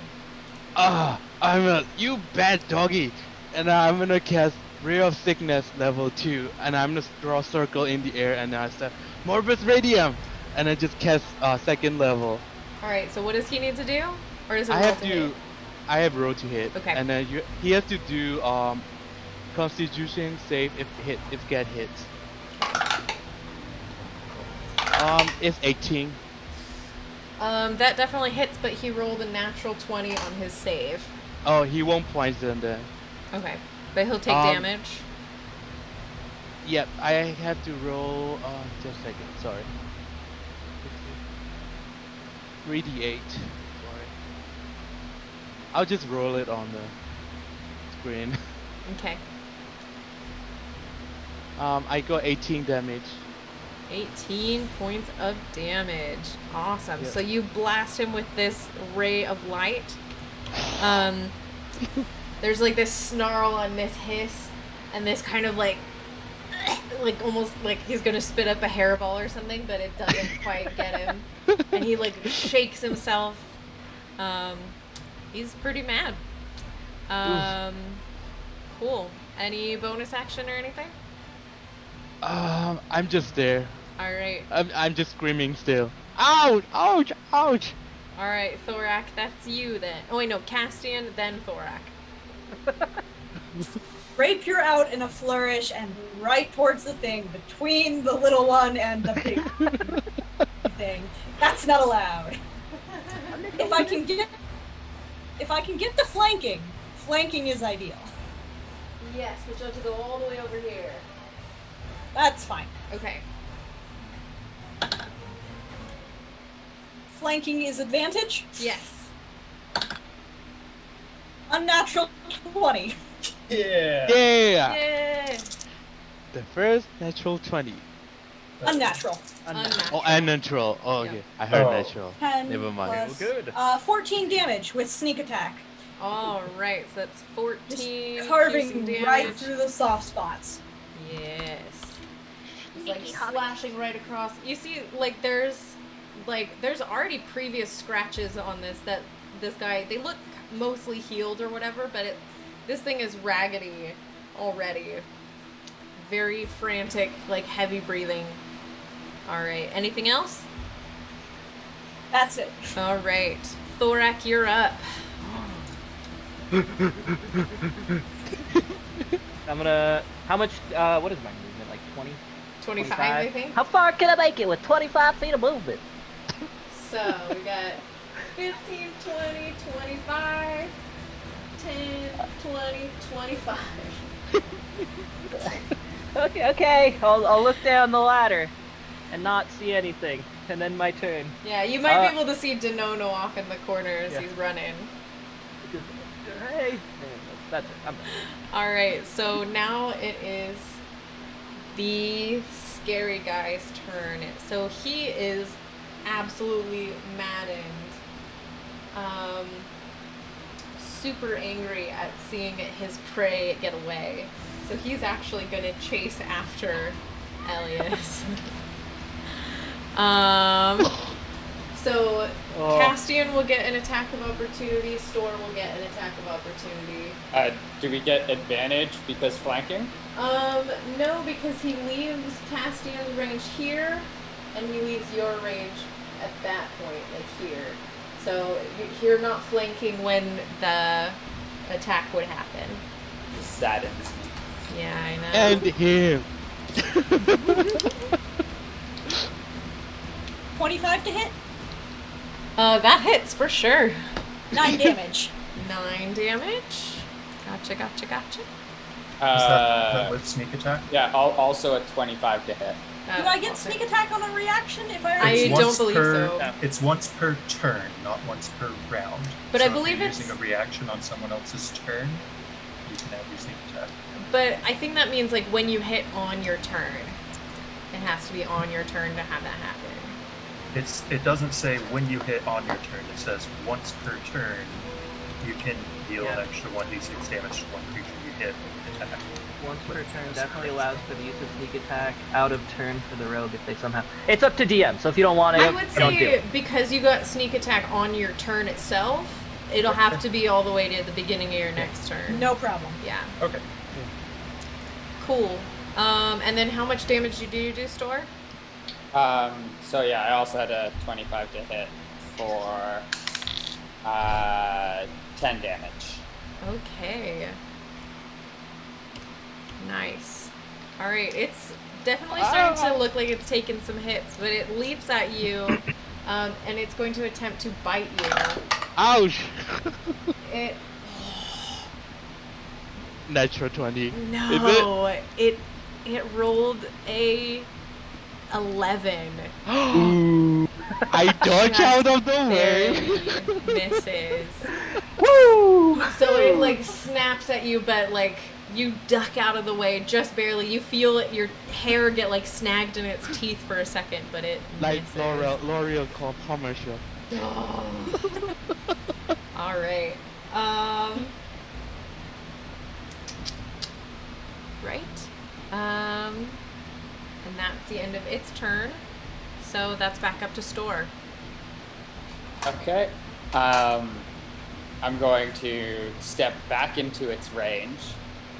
And I'm going to try to hit it once more. That's 17 on this, 23 to hit. That will hit for sure. For another 10 damage. All right. As I just bring my longsword up as he misses the bite, trying to catch him under as I go back. Gotcha. Wonderful. Anything else? On this action, I'm gonna save my spells. Okay. All right, Denono, that's you. And then Elias, you're on deck. Nona will go up to the door frame and use a bonus action to hide off to the side. Okay. Roll stealth. 13. Okay, so you like kind of slip behind the door, but you do see its eyes follow you as you hide behind the door. Okay. Well, I will fire at it. All right. With my longbow.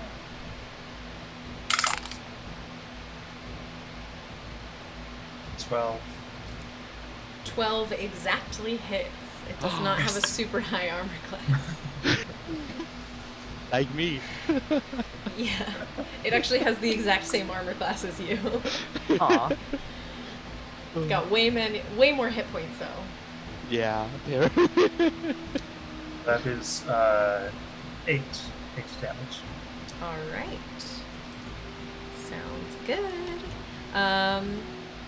Elias, that's you. Alright, I'm just gonna like freak out and then just like, oh, this is bad. And I put blood everywhere away from the Store, carving him up. And I cast Cause Fear level 1. I said Timor, and then just he has to do wisdom saving throw as well. Okay. That's a 14. Ah! So you like streak the blood over your face and you kind of like fling it out and it turns into like these magical droplets and they just like land on its white fur and it's just like not caring at all. A white tiger, not a. Nope. A white tiger.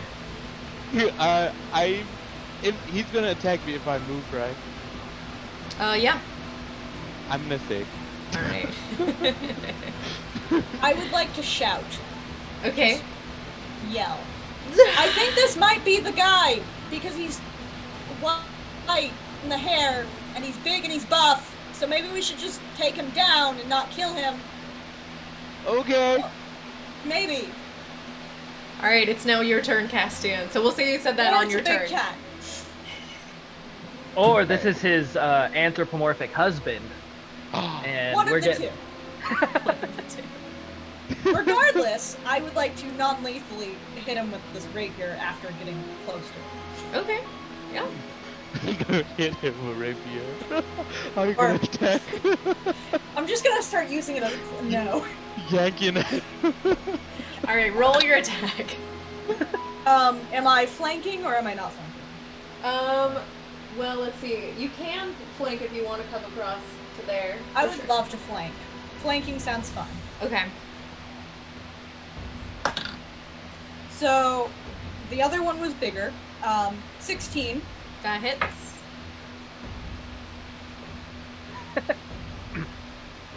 Uh, 7, 10, 13. Okay. It's big whomping hits. You're just like, the two of you are squared up on opposite sides of him, just like shivving him and slashing him, and he's bleeding very profusely at this point. Starting to look kind of rough. A little bit. A little bit. Yeah. Thorak. Do you want to just like jump Thorak. down the Oh. ladder, or do you want to? Fuck ladders, man. Fuck ladders. Backflip. I ain't even. That's not even there. I'm just jumping in and. Do you want to use your bonus action to try and reduce the damage, or do you just want to take the D10? Yo, I'll take it. Okay. Go Tarek. It's I'm only like, 2 points. all of my weight is on my knees right now. Like it's. Oh, the hero's landing really hurts the knees. And then can I get? You see those two little rectangles you drew? Could I get to the square in between them? One like back, right here? one to the left. Left. Yeah, there. This. I think I can. I counted it earlier. Yeah. Yeah. One more to the left if possible, because I want him in my eyesight. So it's 5, 15, 20, 25. Yep. Nice. And you can see pull him. out one of my javelins. For flavor, I flip it around so it's the blunt end, and I'm gonna non-lethally chuck it at him. All right. Go ahead and roll. All right, above a 10 is all I need. Yep. Above a 10. 7 plus 5 is 12. Yay! That exactly hits. Oh What's my the damage? What's the damage? What's the damage? 100. Torm guide me. All right, I'll take that. That's 8 damage. All right. So you chuck this javelin. Denono, it like whips right by you, like over your shoulder. Elias, it's like right over your head as this thing just like thuds right into its chest. It's gonna leave a massive bruise. You definitely hear some like cracking of ribs as the javelin just then falls to the ground right there. Oh my god. I Matrix avoided that javelin. Yo, that javelin Matrix avoided you. Oh. All right, now it is the guy's turn. He is gonna still go after Elias. Again. That's a 13 to hit. Yes. Oh. All right, so I'm gonna need you to make me a Constitution saving throw. A constitution. Yes. 2 of a wizard's best. 6. 6? Yep, 6. Okay. Bury me in river. So you take 5 points of piercing damage. Yep, I'm gone. And so you are knocked unconscious. And as you fall unconscious, you feel this like gushing like oomph of like something entering your system. What's in my system? Well, I'm still feeling. Yeah. Okay.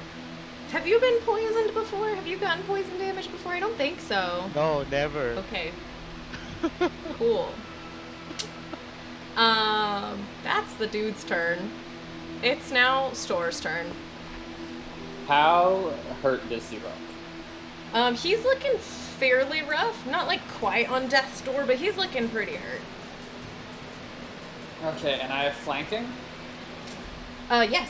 Yes, you do. Okay. I'm going to bring up my sword. I'm going to try to, like, pommel smack him on the top. And I'm that's going to be a 20 to hit. That hits for sure. And I'm gonna smite to try to bring him down. All right. And I want it to be non-lethal smite. Non-lethal. So just features and tricks. Take the side of the sword and like whap it. Yeah, an extra 2d8. So let's pick out some pretty looking d8s. Oh. You just hold on the Dropped edge one. and then hit it with the hilt. 9, 11. That's 17 points of damage as I just bring it up, and the hilt of my sword radiantly glows, and just a loud crack as I hit his head. You could also, for flavor, say that it's like your shield, and that the smite's coming off of the symbol on your shield. That would be cool too. Either of them. There's just like this, you kind of like chest whap him, just like pow, and there's this rumble of thunder, this blast of light. 17 points of damage? Yeah. All right. Wait. Yeah, 17. All right, he's looking hurt. He's looking real close now. Son of a... No, that's you. Okay.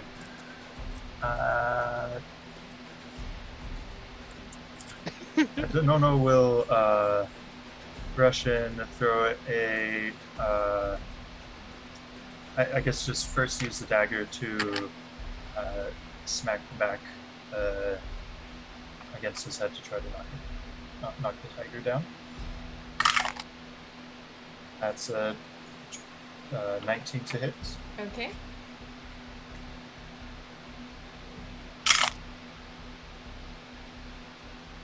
Six damage. All right, it's still up. Ugh. Still And then up. there's a bonus action. Oh, so I'd be right next to him. Okay. Me. Yeah, as a bonus action, Danono will cast Healing Word for the Elias. Yay. Thorak, like Okay, Danono. you Danono move heals jail. instead of Thorak. Wait, how many points? Sorry. 4. 4? That worked more than what I had. Yeah, this die is over there now. Right. Alright. Oh. Thank you, Danono. All right, Elios, it is your turn. Oh, I'm on the ground, right? Yes, and I will say, as you come to, you feel this like burning in your veins, like through your whole body, and you hear in your ears like this roaring of beasts and creatures. You feel like you see, as you look up towards this like tiger-esque man above you, you feel like an odd understanding of like the posturing and like positioning of it all of a sudden, and it's kind of exhilarating but also kind of scary. Go ahead and take your turn. I'm turning werewolf.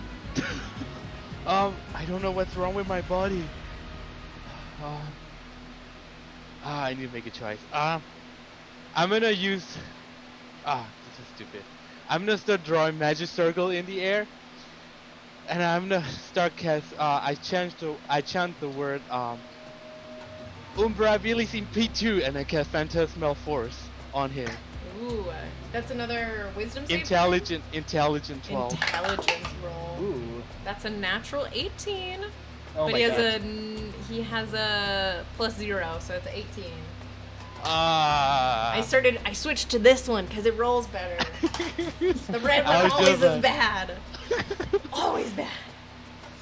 I'm like, well, I guess today is the day that I go buy my family.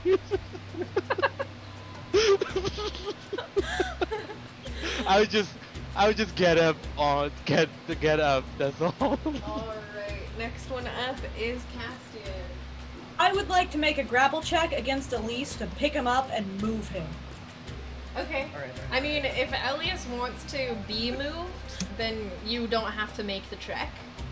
I can move. Is he gonna take attack Well, opportunity? I think she's doing it so he can shield you. He can shield you. Oh, yeah. I am very much trying to take the hit. Okay, I will move. Okay. like you One can, square down. You can basically just use your bonus action to kind of push him out of the way. Yeah. I will willingly take it. Okay. Yeah, no roll needed if it's voluntary. Cool. Yeah. With that out of the way, and an action still free, might as well hit the bad guy again, non-lethally, just aiming for the nice spots that are soft, like the elbow and the inside of the knee, that won't kill you, but they will hurt. Take you down. Advantage or no? I'll say you have advantage still. Nat 20! Yay! And remember, so we are using those fancy nat 20 rules for benefit of the stream. So instead of doubling the dice or rolling them twice, you only roll them once, and then you just add the maximum of it. So it's maximum sneak attack and maximum rapier. Yeah, so it's like those 2d6 and the d8, and then you just add 20 to it. Okay, so 25, 30, 31. Woo! How do you Right. want to do this? Plus my modifier! Yay! First, how do you want to do it? So I just want to go right for the throat, put the rapier against it, and take him to the floor. Not Alright. putting the blade, through skin, just down he goes.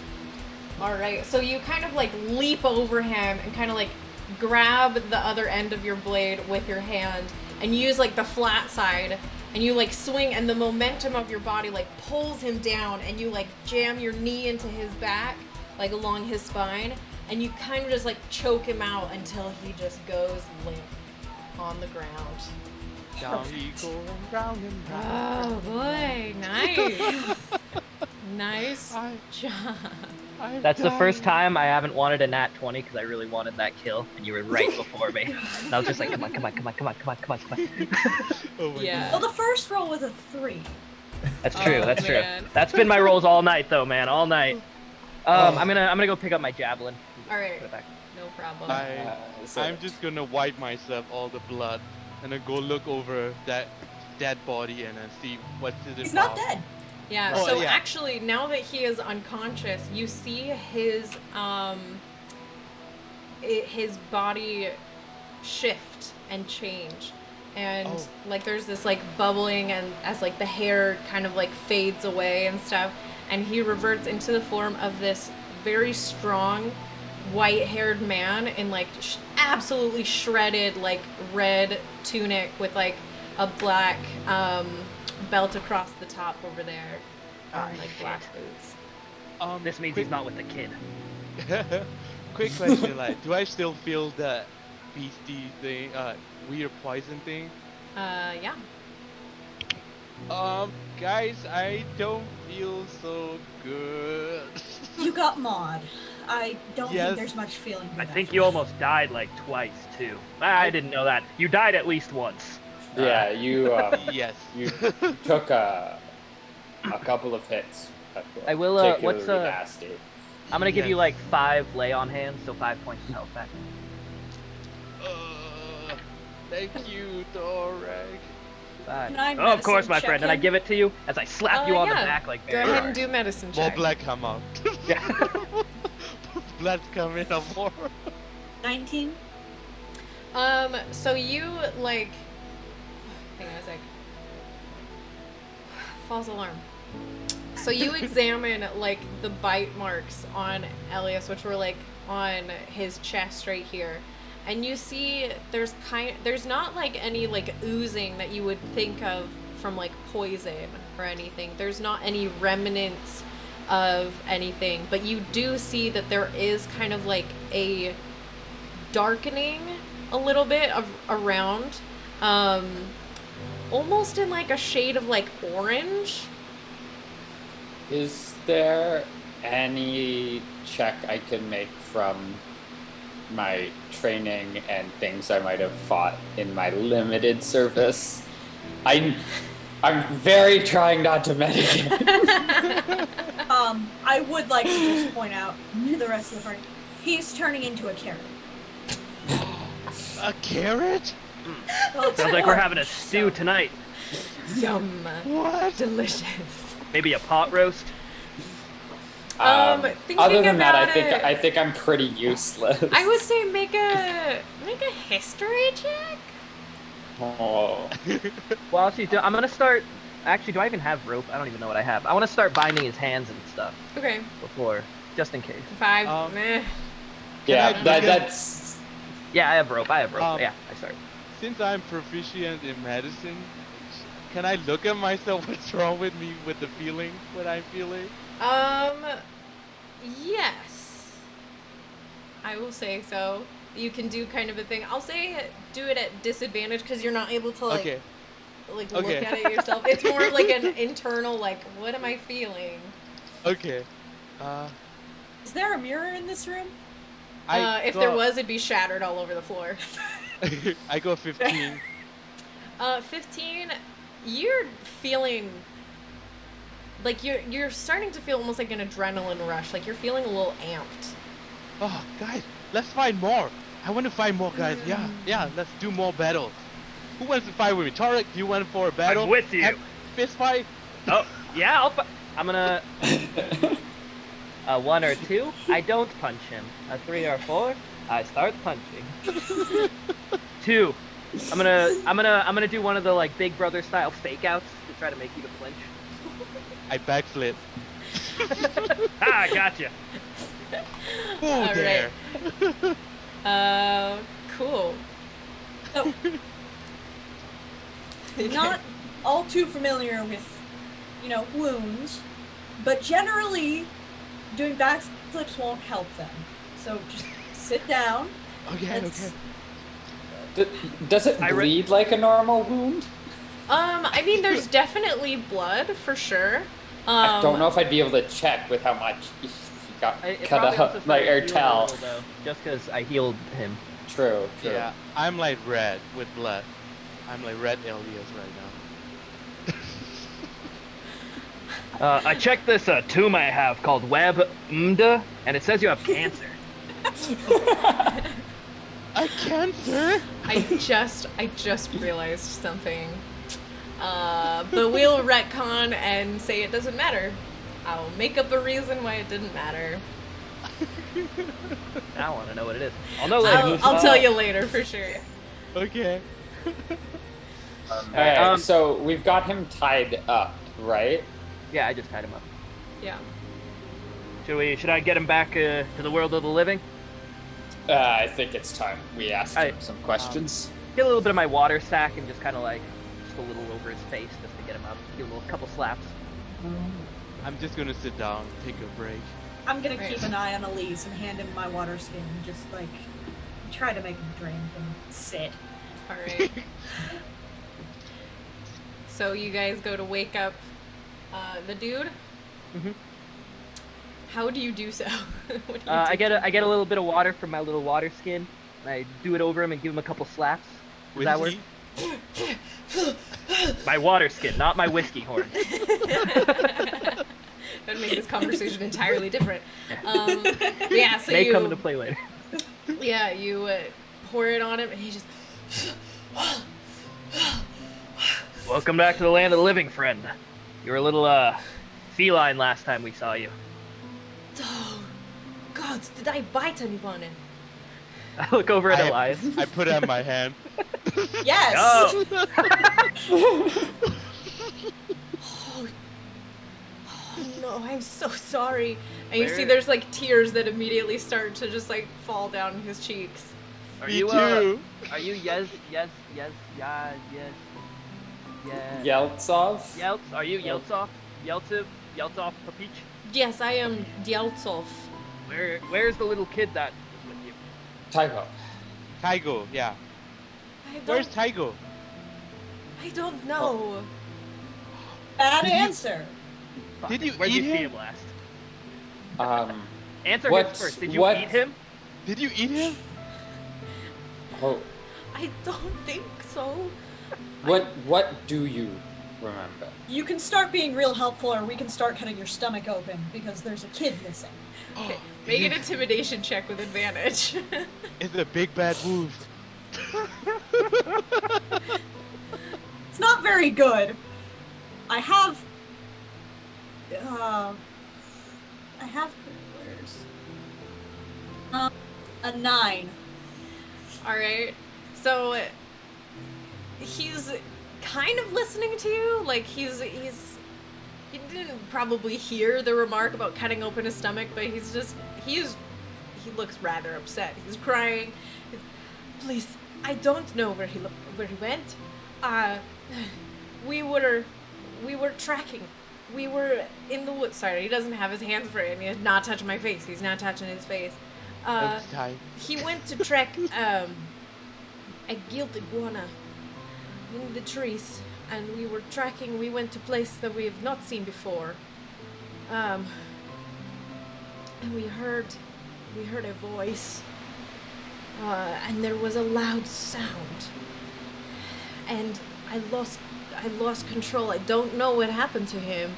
I haven't seen him. I only barely managed to make it back when I came back to myself in the morning, and it happened again. I couldn't stop it. And you see him like wince, and you see that like these tiger stripes come up along his neck and on his chest before they fade back down again. Hey, friend, let's just relax here. I pull out the horn. Like, this should help a little bit. The full horn? I take it, and I... You pour a little in his mouth. Yeah. It's strong, but it works. I don't know what's happening. This voice, do you perchance remember what it said, what it sounded like, and do you know whereabouts you were when you heard it? It was speaking something I didn't know. It was out in the trees, out in the jungles. I could take you. I remember how to get there. But I'm not safe. Me too. I don't feel safe. You know what your bite do to me? Well, I feel like really want to jump. If the curse took, you have about a day before it becomes to its full strength. And after that, you will lose control for a full night.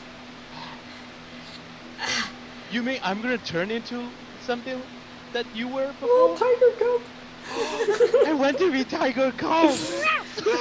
This is not fun. It is not a nice thing. You do not have control. You do not have your sanity or your mind.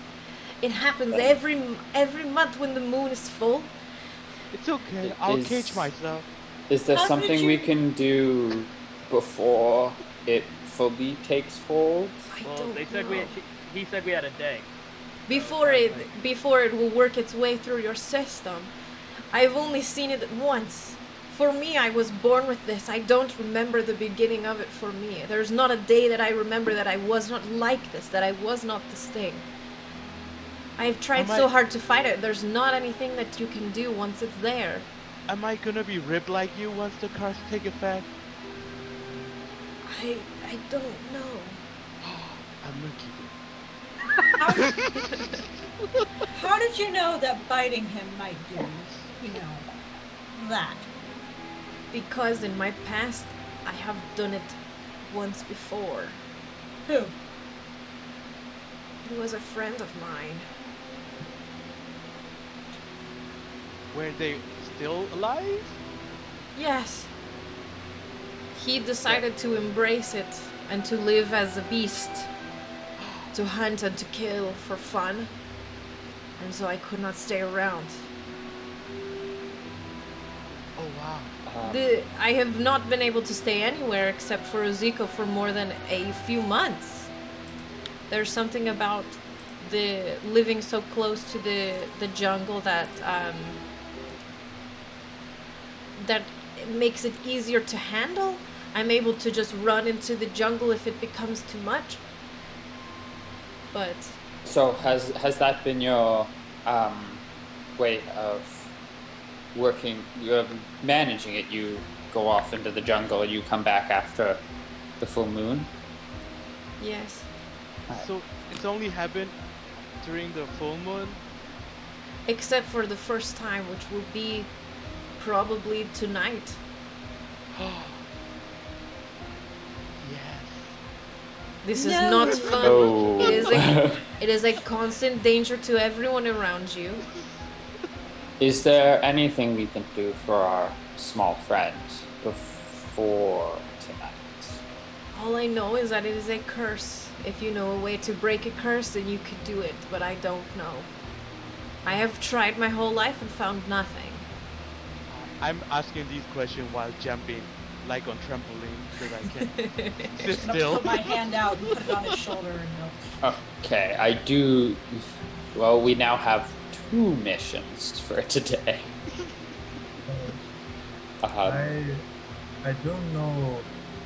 There are some in my tribe who have helped with different diseases at times. I don't know if they are having the power to cure or remove a curse such as this one. Well, I think it's worth a shot, probably, even if he's, I look over at Elias, apprehensive about it. I want to be Tiger Cub when I grow up. You know, as much as I am worried about him, I'm worried about the kid more. Mm-hmm. Agreed. Yes. I think, is there any way you can heal yourself? Me? I look over. Yeah. Get yourself in a little bit more fighting shape before we go in. I might have some potions around here, but Would you be able? You've done an honorable job managing your burden. Would you be able to lead us to where you were when you first heard the voice? And then go to another isolated place where we might be able to retrieve you after this is over. We can simply say that something separated you and the boy, and no one will know. You don't have to flee in fear. You don't seem like a violent person or a ill-spirited person, and you could even stay here because it has helped you. Once we remove whatever is causing you to lose control at non-full moon times. make a persuasion check. Okay. So You're not evil, you're just messed up. Because you're a bad guy does not Persuasion. make you a bad guy. Basically Does what any I'm of this going count as for. help? I rolled an 11. Okay. So he's just kind of looking down and he's shaking his head. I may not be a bad man, but it was irresponsible of me to stay with a small boy when I am Yes. dangerous. Merely because it hasn't happened for a long time. To lose control like that doesn't mean it couldn't happen. I will help you find him. But you must keep my hands bound so I cannot fight. And I think after this, I will just move on and find somewhere else to be. Somewhere with no people. I will have to go into an exile to not endanger anyone ever again. Maybe I will just run into the woods and hope something kill me. You ever try to control it? It is impossible. I have tried for years. I am 47 years old. I have tried for every month of my life to control it. It is not possible. Bobbing. Okay. Your help is most welcome. I will say,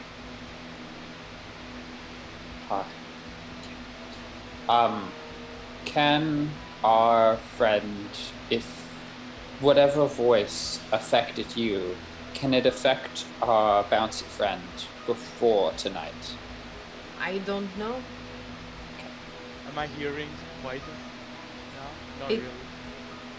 What? Kill them all. Kill Am I him. hearing voices now too, or not really yet? Make a perception check. 6. um, My roll sucks. I mean, you heard Store say something, and you're just like, what? Keep bouncing, you'll hear Castian say something. Well, we do appreciate you leading us. I hope you understand if I decide to keep at least your hands bound for this duration. Take my Who wants weapons. to- Unless everyone's against me there. Seems like this voice can make you transform anytime you want. And I don't Would- really want to... It's Would not there a be- voice, it is a sound, like a boom deep in the earth inside of my being. It's the same noise we heard, guys. The voice was before the sound, the first time. So there's a voice and a sound. Or Not- there's a voice that Not makes the the second sound. time. And actually, the second time today, there was no sound. I just couldn't keep control. Okay. Oh, anyone have a we- problem with me keeping his hands bound? I mean, he wants them one bound. one slight problem. He is a friend of the Duke and Duchess, and we are going to most likely have to use the elevators and lifts that him and Tygo used regularly. And I feel parading someone of your, at least notoriety, hands bound, would probably draw attention. Release him now. I- Find him at the forest. I think what we do, release your hands before we leave here. Go right to the, go as quickly as possible, as you would hopefully know, out of the city. And then proceed with more caution once we are away from it. It is a tough call. I'm worried that if we take the elevator, the city will start to know something's up. Just in general. I You're have his teacher. I and- have a back way. I have a second ladder to go down through Nice. on the side of the tree, because it would be obvious if I run away every month at the full moon, like, hey, see you later. So I have. This is why my house so far away. Well, if we can get out of the city without either parading you through, that would probably be, that eliminates my concern. Though Last time the you problem saw- is the last time I saw him was up the cliffs. It Can was you not get down. up from down? Not without using my hands to climb the cliffs or to spend a couple of days going around. So we need to get. So we need somebody to be really loud and distracting and go the other direction to make everyone run that way, so we can parade you through some empty streets up an elevator. Do you want me to do it? I'm up for everything. I can run around and scream. Of those of us who can perhaps cast more spells more versatilely than myself, do we have anything that can sort of change the appearance of what's happening here? Nada. If I had makeup, I could do something with it, but apart from that, no. Do you have just a cloak or something to just cover up my arms? It's I not have a- just the cloak, it's you without the kid. I is take the out my problem. sleeping bag and put it upside down over his head, and then scoop him up in it, and so he's just in my sleeping bag. Ah? No, Ah? I don't think it works. I like that, actually. Also, Ah, he's- but he can I see like- him. How tall is he relative He's to me? way bigger than your dwarven sleeping bag. It's only You on can the top. head in. It like comes down over like his waist, and he's just like, I don't know if this works. Here, I took off my cloak, extra cloak. Here, try this on. take the sleeping The bag tiny off, roll little it up. halfling. It goes down to like here, like his elbows. I If This you is tie an it together idea. in front of your I- bosom, you can create like a half thing. And... I will take off my cloak. This is an idea, though. If we put him in a bag, then we're just moving a bag. We're not moving a man who lost his charge, and there, kid missing. Trying to keep the city from knowing kid missing. What if we Who is rented carrying a it? wagon? What if we can we do some makeup on your short friend?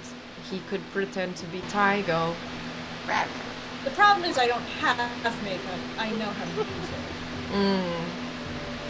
I have to do this. No, I have it. Right, I have it. I mean, most people in the city are not intimately acquainted with the way that Tygo looks. He was not a public child that they parade around like, oh look, it's a child of the nobility. So, if we could have like his clothes or something, that might be enough.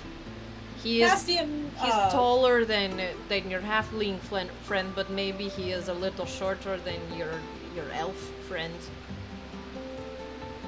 Castian Assume does start skinnier than the dwarf friend. digging through his bag. He is much smaller than you. He also does not have a beard like that. And unless you're willing to shave. The dirtiest of dirty looks is at store, and then just back to Store is laughing through his own beard. I thought I lost it, but I do have a disguised kit. Oh. I thought I left it somewhere. I do have one. So why don't we dress up halfling like the boy and then not take the... We could still take the elevator. What are they gonna do? He was woodland wood. He doesn't care. One of us just talks to him and stands between the kid and the elevator man. Store, you are very large, larger than me. You talk to him. Store, you're good at That works. standing. And talking? I have seen him stand a many a time. I can pull down my goggle and it will be over my eyes. They can use I software. think the Wait, goggles just need to come off. And we need to bundle you in the cloak so they can't quite see you much. Yeah. Because you look like a halfling, not like a 10-year-old. What There's a difference. would the child we're looking for be human? I did not get. I know. He should be half-elf, shouldn't he? Because Yeah, half elf. I know the Duke was human. Human and elf. Yeah. So Presuming half that elf. he is genetically theirs. Yeah, yeah. Well, human and a half elf might look a lot like a halfling. Yeah. There is the issue that he's only 3 foot tall. You usually hit 3 foot tall when you're about 3-4 years old. Oh my god. Right. So 10-year-olds are more like 4.5 feet high, or How do you thereabouts. feel about stilts? Or like platform shoes. How about you guys carry me like a child so that I'm sleeping and then just you guys they won't My see mom the was- length of it. Yes, we'll carry the sleeping heir to the throne out of the city. With his guardian bound at our side. Yeah, he's This a will normal. go Bound as we're going through the perfectly. elevator. Just get on my shoulders, act like you're having a great time. Oh, yeah. Legs on shoulders, just wagging the Bopping it. feet. I'm gonna be bumping. Ugh. I'm gonna be like those car wash thing, like doing that. Thorax already not having a good time. At this moment, you hear from above like a shout or a call. It's like, hello down there. I'm gonna Is start there undoing danger? his bindings. I'm undoing his hands. Social Like, free. visit, don't worry. I'm banking on these being cerulean cards here again. I'm going. Have they come down the ladder or? So you stick your head out. You don't see them. Actually, no. You would see like one kind of like on the corner of the pier, just like looking down. Like, I heard a kerfuffle. Is everything okay? No Can kerfufflings here. I see that it's a guard? Yes. Yes. This is a business. Go back to your post. Make an intimidation check with advantage. Nice. Come on, 27, 35, 43. Intimidation, that's 18. So he looks down, sees your very intimidating Shahir armor, and is like, do you need any assistance from us? He just like starts scooting Go back down. He's just like, Let's go back to your post, me. he just Back like, to your post. he's just like, gotcha. He turns around and walks off. I'll re-enter the room and I'll like close the door behind me and in a lower voice. That should have bought us all the time.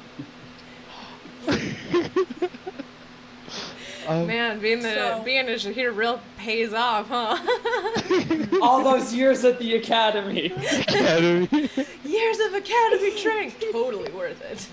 So,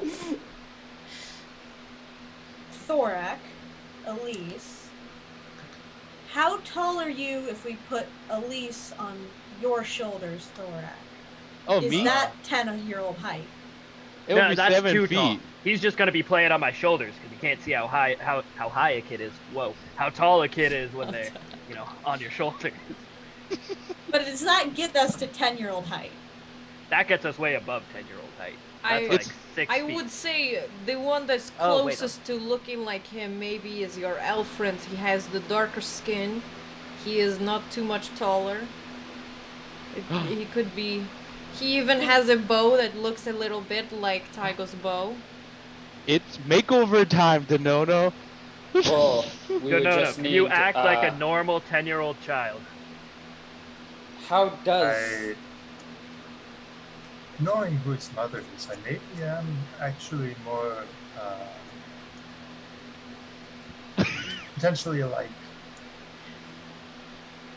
Like what? He is Gaweyna.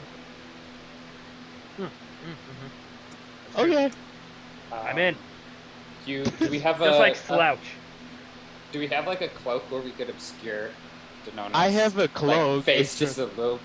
Do you? Check your inventories, maybe I you do have a cloak, but it's a halfling cloak.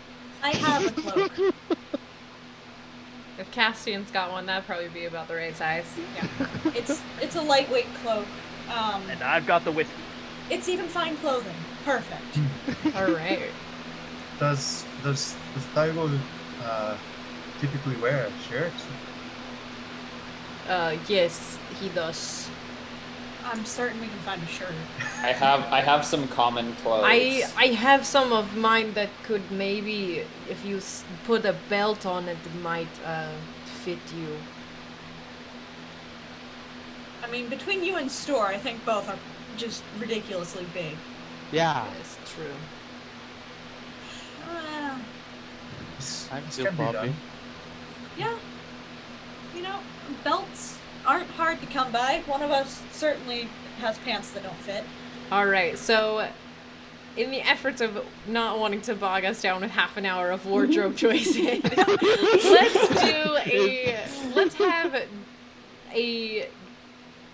we'll have a couple of people do, one person can do investigation, the other person can do performance to, try and, make him look good, I guess. Make him look kind of due to princey.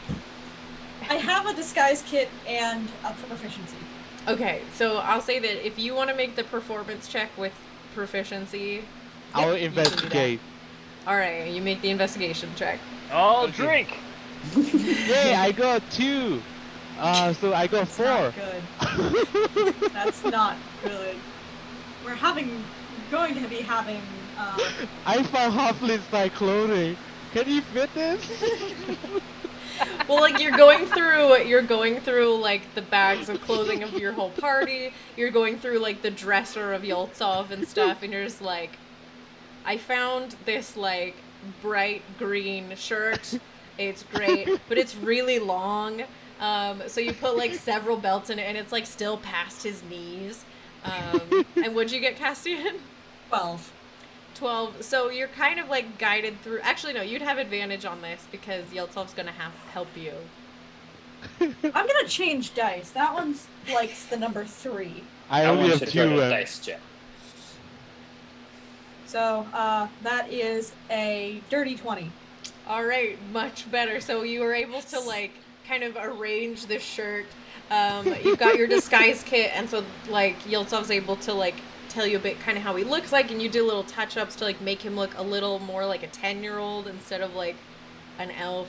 You like find a way to like painfully for you, Denono, like fold the ears back a little bit so they're not like super elf ears and stuff. Tape down. So he looks kind of like a young teen boy wearing his Guardian's shirt. Can we do like a reveal with that beach curtain? Like open it up and he come out, the no come out. Does the strut. I think anyone who doesn't know what this kid looks like will think you look like a kid. And anyone who does, we might be in hot water. The I'll run elevator with it. operator definitely knows what he looks like. He sees him multiple times a week. Well, But that's what store's for. yes, you stand in the way with your tall, big friend. Speed will be our friend. We will not Or- talk. We will not linger. Or better yet, some annoying bird steals his wood carving and flies away. You mean Really Corgi? But, No, I mean but then a gives seagull. it back later. You mean a seagull? A seagull. Oh my god. I mean corgi. Yes, I can have Corgi run around and attack the guard. Just not the guard, the elevator man. Just take. Oh. He was doing that wood carving. Take his knife. Yeah. Take his whatever he's making. He's gotta Okay. have attachment to that. Can Right? I can. Yeah. I could. And if the bird Yeah, you won't can. take it, I will. Okay. I will. How will you get back onto the lift? I will probably get arrested, and you will probably do the thing where you stand there and go weird, steely face and say, "Go back to your post." I. Oh, why don't you? Can you scare A little him? tougher if you've been arrested and caught stealing something. Let's just. But let's I'm just see sure how we it can goes. figure it out. Let's. Oh, yeah. Yeah, um, let's go. I have don't like planning. I like action. And Thorak's gonna start walking, dragging Yusuf with me. Yeah. Did we put a cloak over Yeah, his sauce. hands? Yeah, you can we're kind of gonna- make it look I- like he's I am holding bound- like a bag or something. Yeah. I'm gonna bind him up when we get out of the city limits. He's unbound right now. Okay, Yeah. so he's unbound right now, but he Unbound. still We is have like him. he didn't want to bring like his sword or his bow or anything. He's walking without it. I have a little bag of sand, so I'm gonna attach your Corgi feet with the sandbag. I'm gonna distract. I'll get the elevator guard, guys. Okay, good. Let's go. Um, I'm going. Maybe just remember, just wait, because if we can get to the lift without a problem, let's not create problems. He's Okay. also not the guard. He is the operator. He stand in the elevator when it goes up and down.